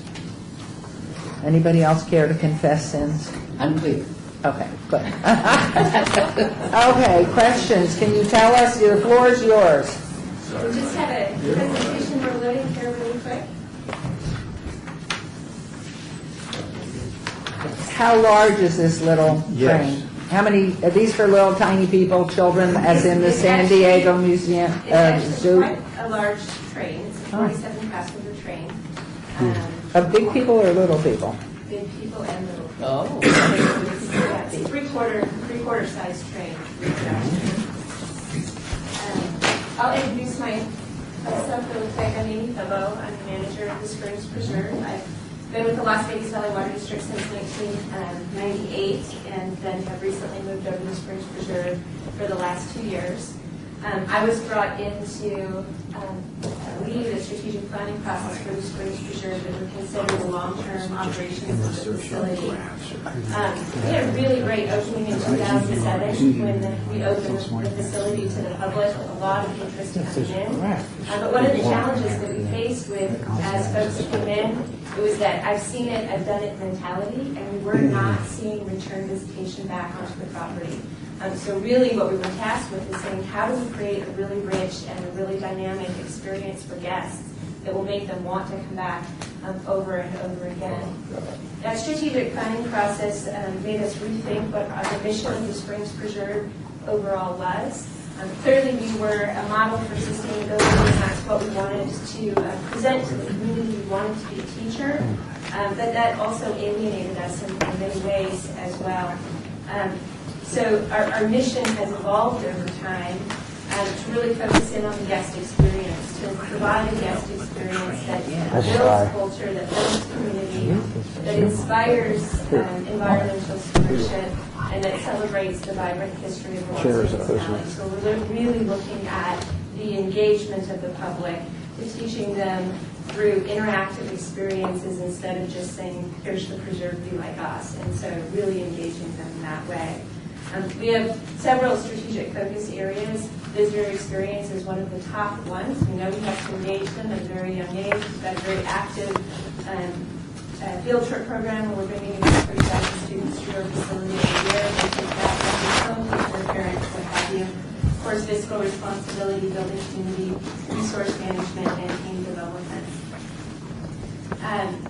Throughout this strategic planning process, and in response to guest feedback, we really turned the Springs Preserve on its head in 2011. We launched a very dynamic programming, which I'll share with you in just a second, which was designed to elicit that response, not only get them to come, but to get them to come back, and to get them to come back again and tell their friends, so that we would have long-term support for the Springs Preserve as a significant cultural institution within our community. Some of our early initiatives were that we added more and more diverse events to our community calendar. We implemented things like traveling exhibits, which touched on a myriad of different topics, from animals to space exploration. We've got some really good ones coming up. About 3 times a year, we change those traveling exhibits out. Again, hosting live animal shows, meetings to teach conservation. And then we rolled out a whole new education program.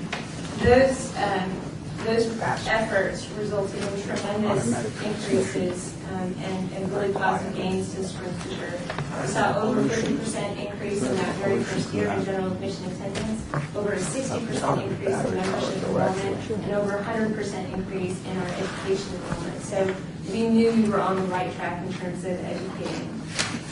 We also looked at a long-term plan for the Springs Preserve. So those were our initial steps. Our second steps were to say, how can we continue to keep the community engaged? How can we continue to give them opportunities to both teach them and to give them an exciting experience while they're there?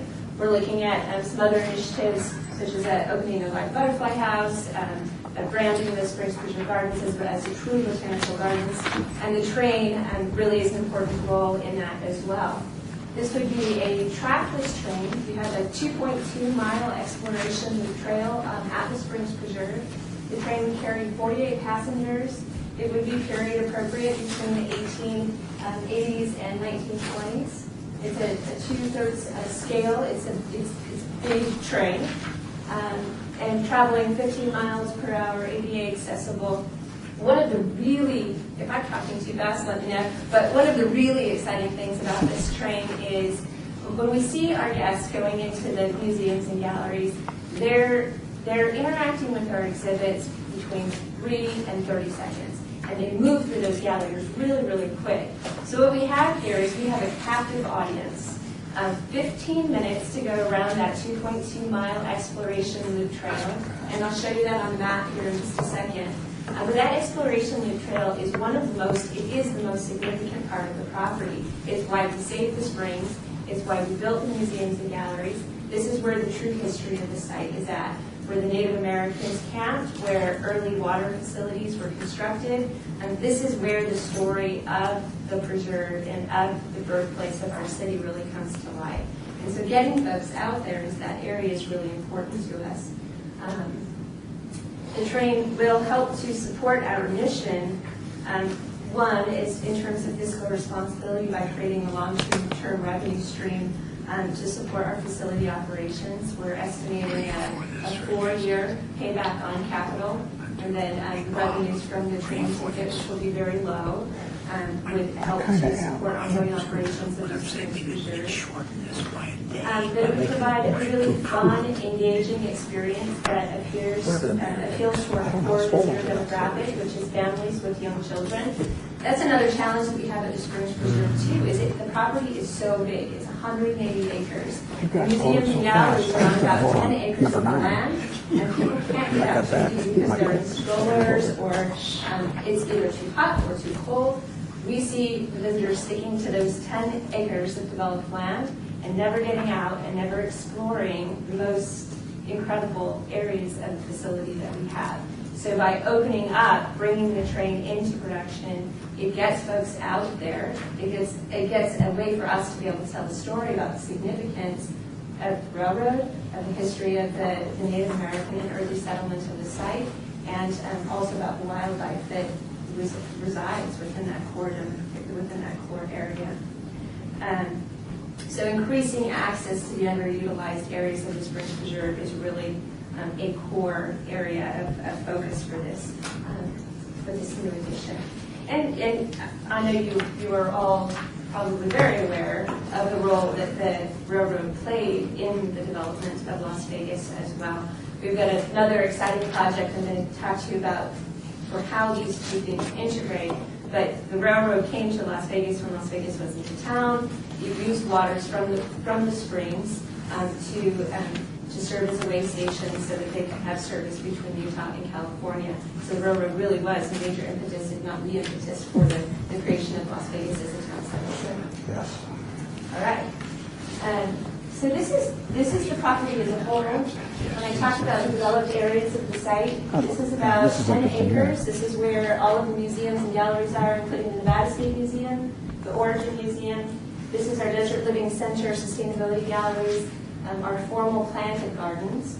This yellow line is the Exploration Loop Trail. And then there are some smaller trails also within the property. This one will get you to the Cienega Wetlands area. This one will get you to some of the early ranching structures, 1930s, 1940s.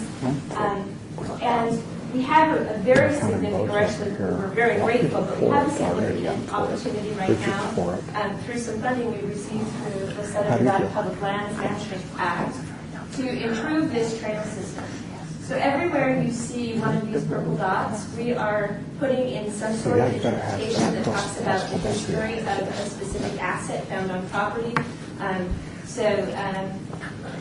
We'll look up top per se. We are restoring the historic Las Vegas Creek, which used to run through the property. We are revegetating it. We are rewatering some of the creeks.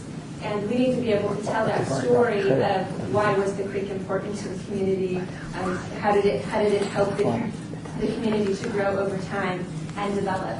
So there will be interpretive elements kind of throughout here. What's nice about the train is it gets people out into those areas. It helps us to better tell that story with the community itself. Some of the interesting and great assets that we have out there, the first image here is the old pump station. The second image is the Little Spring House, which will be fully restored and interpreted as part of that Centennial project.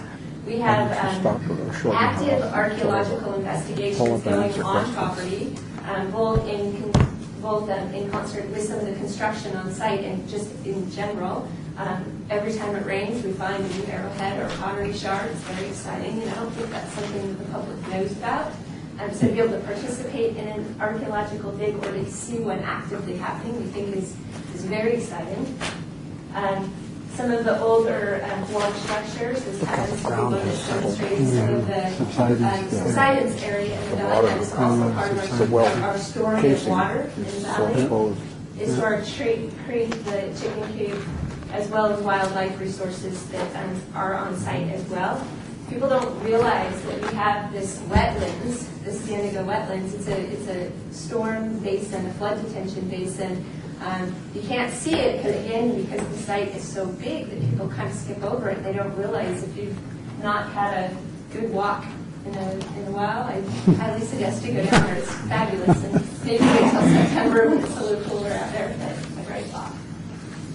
The other part of this project that is really timely is that we are in the process right now of moving, for the last time, 4 of the historic railroad cottages that were downtown. 4 of them were saved from downtown and relocated in a temporary staging area to the Las Vegas Springs Preserve. We're using the SMPLA monies to permanently relocate them to this area of the site. We're looking at a historic Las Vegas town site storefront, looking at the cottages themselves and a train depot in that particular area. So And thematically- maybe a small hotel, too, that would... Well, those will be on sign. Has that been totally funded? It has been funded through the SFLMA project, yes. Okay. Totally? That's what I'm told. So it was a very generous grant for completion of this project. So it will tie into that piece of the project, taking visitors to the historic railroad cottages.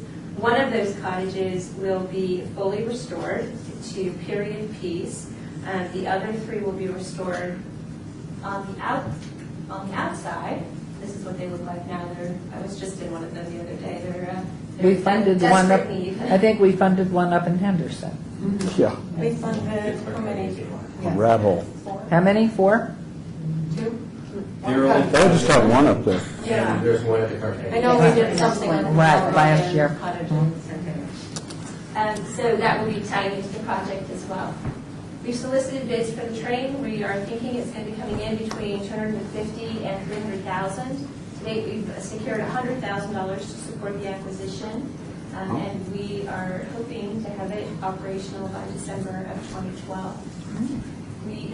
We appreciate you considering our request. We think it will be a great addition to the history and helping us tell the story of the railroad in Las Vegas and getting people out there in the heart of where it all Thank you, Amy. We're going to have questions. Does that hand up just for health or?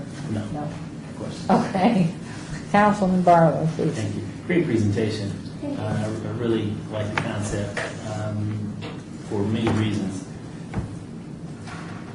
The parents share with me all the time that Las Vegas, we don't have enough culture or activities for families to do things collectively for many reasons. My first question is, what is the total cost of the train? Yeah, we're looking right now, we're soliciting bids, so we're looking between $250,000 and $300,000. We've secured $100,000 in funding to date through another sponsor. And you are requesting 50,000. Okay. And my second question is, what is the what do you have built in as far as the funding for maintenance and upkeep? Will that be something that the Springs Preserve will handle internally, or is that something that you'll be coming back to this board to request? Yeah, we will absolutely not be coming back to the board for that. Our projections indicate with the 10% ridership that we will be able to pay back the capital with the funding that we're requesting within a 4-year period. And then we will, after all of the expenses have been paid, that's fuel, maintenance, and our permitting costs, that will be bringing in about $60,000 a year, which will help to offset other costs necessary to run the construction. Thank you for that, because it leads me to my next question as far as would there be a cost associated with ridership on the train? And if so, what is that projected cost associated with ridership? Yeah, we're looking at a ticket price of $2 to $3 per person, which we feel is very low, and it is similar to what we're seeing that is the capacity of the guest in order to pay. Okay. And as far as the fuel for the train, is it gas? Is it natural gas? Is it battery? It is propane. We are a model for sustainability, so we're looking at the most efficient fuel options. Propane is highly efficient and very safe. So, How many visitors currently explore outside of the 10-acre developed area? we don't keep track, but it is very, very low. I would say right now, my best guess would be probably 5 to 7%. And that's only when we don't have a special event. If we do a surf run, we're going to see some significant traffic on that back area, but just generally making it out there on their own, it's very, very low. Okay, and what is the projected increase for participation should in fact the train come into play? We're assuming that once we get the train into operation, the train is really visible from the trail and from the main amphitheater, so it will be in a very prominent location. We're assuming a 10% ridership of the train from our total visitation, which is about 250,000 people per year. We've done similar things to this during an event season. So on to Harvest, we've had hay rides, and we've had small miniature trains come in for a holiday spectacular. The vendors have far exceeded, the guest demand has far exceeded the capacity of the vendors to supply them during that time. So they may be able to serve 500 guests on a particular night because their facilities are small. So we're hopeful that during the use of this train, also during special events, will also increase with the ridership and be able to supply everything. Thank you, Amy. I think Councilman's busy. Councilman Coffin, Thank you. and then I have some questions. Thank you. also. Amy, first of all, I think you already had the votes before you finished. I had a feeling some of us were very enthusiastic about this, but there are some suggestions I'd like to make, and I have a couple of questions. Number one, is the walkway already in? Yes. Is it robust enough to handle the weight Yes, it is. of this kind of thing? Is it all weather so that the wet Paved cut? resin road, and we use this road as an access road for facilities, operations facilities, and some of our well sites as well. So we'll be managing traffic Oh, good. during early Good. morning How do you hours. protect the pedestrians that are walking at the same time from the And we train? have a striped roadway, which is walking on one side and train on the other. Okay, at first, I love this idea, and I think it is going to do a tremendous amount of good for the preserve. It's going to really, really bring up the visibility and the attendance, and the fare box will contribute, but also I think it's going to bring gross receipts up for the preserve because it's been heavily criticized for that. May I suggest that you also seek a grant from the Union Pacific Foundation in Omaha, because I think if you paint this train and you use decals, or you have it hand painted, obviously, with San Pedro, Salt Lake, Los Angeles, San Pedro, Salt Lake, Esquia, San Pedro, Los Angeles, Salt Lake, and/or Salt Lake Route, or you do things like that, and you use those old UP colors, or maybe, I don't know, Bob, what the colors were of the old SPLA, you can get some money from them, I guarantee it, and I think it's important for you to try. They will be in town very shortly. If they're not here this week, one of the head lobbyists for the railroad is in town, or this week or next week, Lisa Stark. Do you know who I'm talking about, staff? I suggest that you make a special effort to try to connect through perhaps our offices to see if we can't arrange a quick meeting, because if you haven't thought of that, you ought to. We have initiated a conversation. We've met with Lisa. You did? Okay. I believe it was Lisa. It was It Lisa, was Lisa, yeah. and Joe Gill is also working with them. They have wished to support the Springs Preserve in other ways. Just because of their limited funding and budget, They have huge funding and tremendous funding. They really, really. We'd like to continue that conversation, but we have had initial conversations with them. Well, good for you. I don't have anything else to suggest.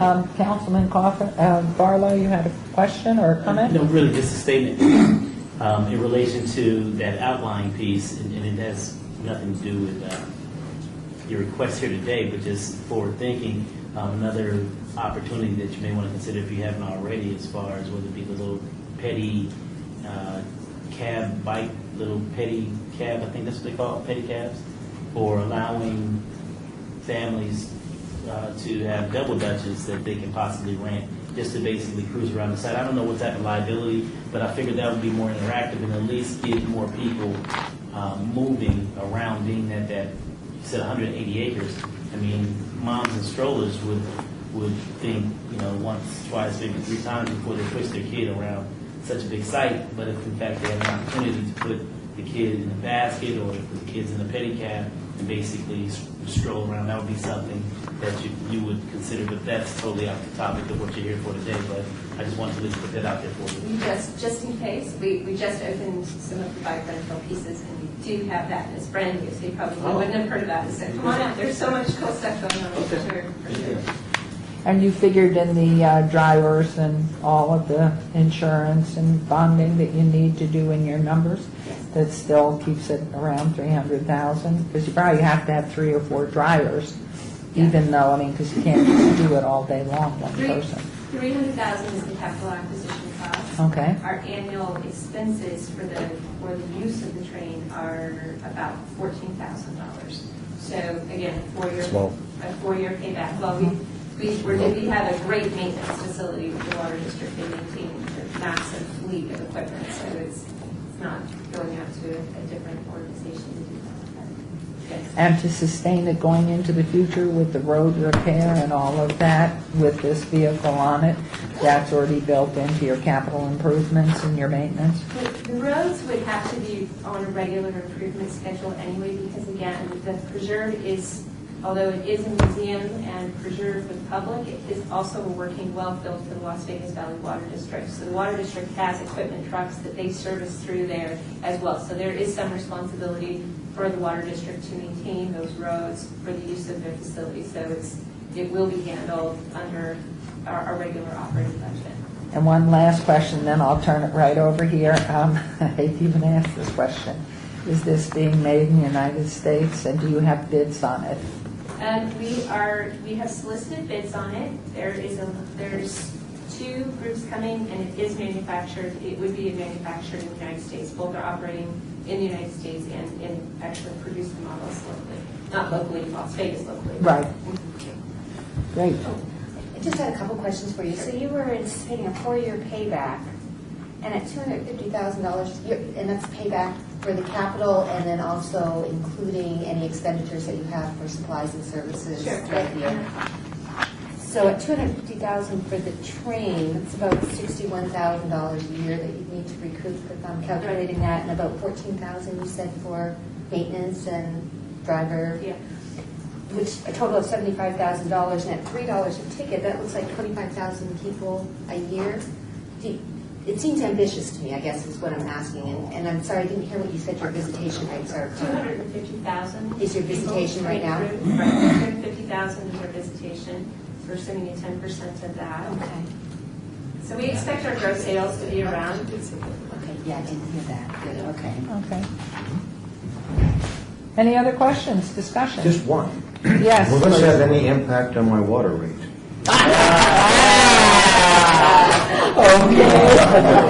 Thanks for And the answer is no, I hope. Yeah. Oh, my God. She's going to be silent. Okay. All right, is there a motion? I move approval. Moved and seconded and third. All in favor signify by aye, please. Aye. Opposed? Well done, Amy. Good luck. Thank you for your presentation. Your Honor, Yes. could I also be recorded as voting aye on item 9? I was out of the room, and you moved that so fast. It was like a council meeting. No, you took too long to buy. Well, I got your water.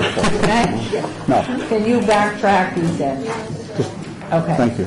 Thank you. We're going to move on to item number 11, discussion possible action regarding grant request in the amount of $50,000 from Stan Armstrong to create several documentaries relating to Las Vegas and the surrounding area. Stan will make the request. Welcome. Thank you, Honorable Mayor and Council members. Thanks for having me. My name is Stan Armstrong. I grew up here in Las Vegas, Nevada. Grew up on D Street. And I've done, 6 documentaries. The last documentary that I did, you guys helped fund, and it's Invisible Las Vegas, named after Ralph Ellison's book, Invisible Man. I forgot to tell you, too, that I am an instructor at UNLV. I teach in the African American Studies Department. We live in the information age, guys, where people watch TV. Channel 4 has been very generous to me. Skip Kelly's the program director there. He loves my films. And I document films on Las Vegas and the history of Las Vegas. Once again, I went to Rancho High School. I was there during the turbulent years of the Rancho High School riots. Has anyone seen that film on Channel 4? What year was that? It was in 74, from 69 to about 74. But I highlighted the year of 71. So they've been putting that on Channel 4 quite a bit and getting great reception. I'm kind of a Civil War geek. I started off years ago doing films about the Civil War. Michael Callahan, as well as a few other people, helped fund my first documentary, which was a very controversial documentary, Black Confederates. why would someone surely fight for a side that is trying to oppress them? And then my next documentary was Native Americans in the Civil War. So I kind of had my fill of the Civil War and kind of wanted to stay more at home. As I said before, Invisible Las Vegas talks about the Jim Crow era of Las Vegas during the 1940s and 1950s. Invisible Las Vegas Part 2 will talk about Las Vegas now. We'll go back a little bit into the Jim Crow era of Las Vegas. And another documentary that I'm going to be doing too is a city within a city. It's about the Paiute Reservation and about the history of the Paiute Res. I've got Choctaw blood in me. We're from northern Louisiana, so I feel very close to the heritage. So that's pretty much it. I'm kind of intimidated. I've seen you guys all on TV, and I teach at UNLV, and I lecture all the time, but I'm nervous being here, so please forgive my nervousness. I think you've done great. I do want to say one last thing, and I think I might have mentioned it already, but I just finished a film called The Misunderstood Legend of the Las Vegas Moulin Rouge. I funded this myself and other people, and yes, ma'am, I did interview the Honorable Mayor Goodman for that one. And that's going to be released later this year. It's an hour and 30 minutes long, and once again, I did get private funding, and my last 3 films I've pretty much done myself. So, What did the prior 3 there, were they approximately at the same amount? Is that what it cost? Usually my documentaries are very low budget because of funding and because of where we're at today. And I want to kind of leave myself with some leeway. I'm just tired of borrowing money from Peter and Paul to do my next documentary. And when I did this, Invisible Las Vegas, it was a little less than $10,000, but you guys have to remember that was 10 years ago. And things have gone up. I do employ UNLV students from the Greenspun School of Communications, and I just basically produce my films, and I try to highlight what's happening here in Las Vegas, especially untold stories about Las Vegas, from the Rancho High School riots to Invisible Las Vegas to the Paiute Reservation. So that's pretty much it. Questions? No, I'd simply like to, but another question, which is a comment. Work that Stan has done over the years, a few other people have tried to attack these topics, and he's done it with a passion. And sometimes I think I see Stan in the corner saying, "We'll document a film." I mean, he just uses every resource. So $1 to Stan is $1,000 to somebody else. He just makes the money work and attacks these topics. Who else is going to talk about that moment at Rancho High School? Clearly a moment that needed to be remembered, and Stan's done that along with from going over and so forth. Mine's not a motion, or it is a motion to approve. Okay, there's a motion. Any other comments? We have a motion and a second and a third and a fourth. Discussion. And discussion, Councilman? Yeah, does Bob, do you feel that the whole $50,000 is needed for production of this film? It's, I haven't seen Las Vegas, the number one. I haven't seen inside Las Vegas, I guess, so. The Invisible? Do you feel Invisible, I'm You sorry. missed me then. Oh, I'm sorry. I'm appalled. I was just, was that part donated labor? Mine is all donated labor, I was just and I curious was if- not left a choice, and as well as some of the other folks that appeared on Invisible Las Vegas. As a matter of fact, I also spoke on the Moulin Rouge as well. But I was just thinking, Stan, the only reason I brought this all up, Hannah, was because I wanted to know if it cost you $10,000 to do, Invisible 1, would Invisible 2 cost you 5 times as much? Often it's, and if you ask Mr. Stowell there, $50,000 is really low budget when you're making film. Very much. And what I'm trying to do is bring quality film to Las Vegas for a good cost. And I think with the $50,000, we'll get a $250,000 production. I just think that the dollars, when you see Stan's work, what you see is honest, you get a sense, and I may edit it slightly different, and I may move things around, but that's just the nature of a cranky historian. But we will get value out of this. The community will get long-term value out of it. I believe we would. I was just thinking, Bob, and I don't know if you looked, I looked at the budget last week, and it didn't come up because we didn't have any discussion before the motion was made, but there's items in your budget like housing and food. Can you justify those things for us, Stan? I mean, maybe transportation and gas are Yes, sir. good things. Petty cash, $1,000. Were these just hole fillers? Sure, sure. When we're shooting, and believe me, production is pretty tough. Sometimes we have to pick up our people that we're interviewing. We usually interview a person in a hotel room, so that's going to cost. Food. So, yeah, we can justify the whole thing. It's all about production, and production eats up half of your budget as well as everything. So, transportation is very important to us, as well as I have a cast and crew that I have to feed, and that goes in with the budget, as well as gas and other things. And as Mr. Stovall said, $50,000 is a very cheap budget for what we're doing. Councilman Coffin, in my enthusiasm, you know what, I quite frankly have a couple of the same questions myself, but I mean,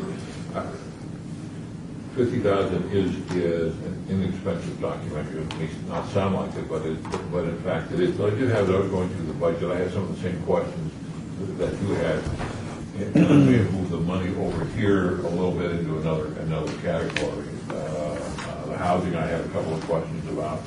And I guess the question I would have is a lot like we did with a couple of other projects. What's our accounting process? I mean, we give somebody $50,000. What are our expectations beyond the product? Do we get back, whether it's the Elks Club and El Dorado? What's our, that we know they actually spent the money for what they said they were going to spend it on? Comment, please. Terry? And Esther can chime in too, but we do this on reimbursables. So they have to submit canceled checks, paid invoices, documentation that these expenses were actually paid. And then in turn, Esther reviews them, makes sure it's related to the project that they've requested the funds for, and then reimburses them. So if there are costs related to transportation, or the housing, or the food, it has to really be very particular as to how it was part of the production of this documentary. And may I say this too? Is anyone familiar with Ken Burns and his work? Yes. Ken Burns usually has a budget of, $2 to $3 million. And I really like Ken Burns. I love his work. And I try to emulate him in his style of documentary filmmaking. But, once again, we're living in a time now where every penny is counted. And I try to account for my documentaries and how I'm spending money. So $50,000, it's a very low end. Thank you very much. And I can account for them. Okay. Thank you, and listening to Terry and Esther, I think there's that pathway. There is a motion on the floor if there's no more discussion. Would you please vote by signifying aye? Aye. Opposed?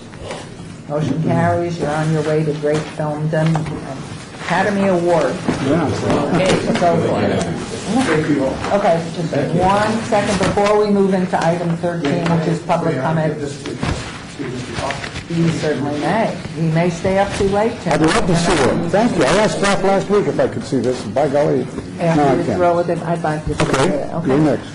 Thank you very much, Stan. Appreciate it. There was this motion brought up by Joe, or this issue brought up by Joe. Do we want to hold it $300,000 in reserve? Do you want to move less or make it more? Is that on the next agenda? We could put it on the next agenda.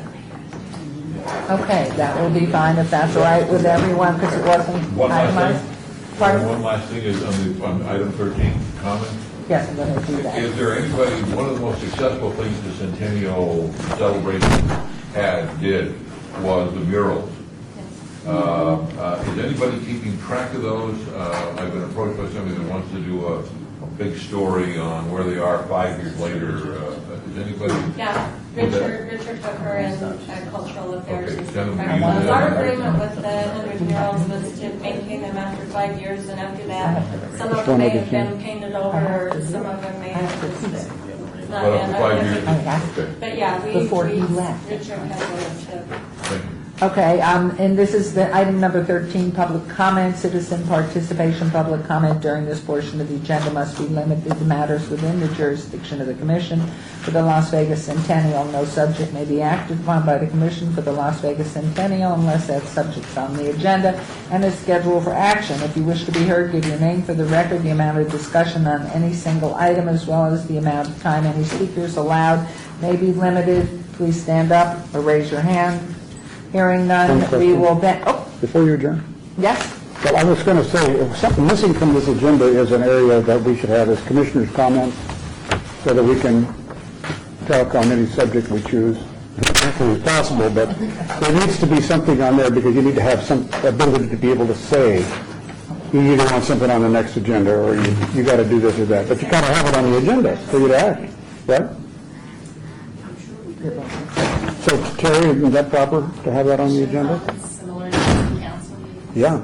Otherwise, I can't just pipe up at any time on a new subject. But you do. Oh, like All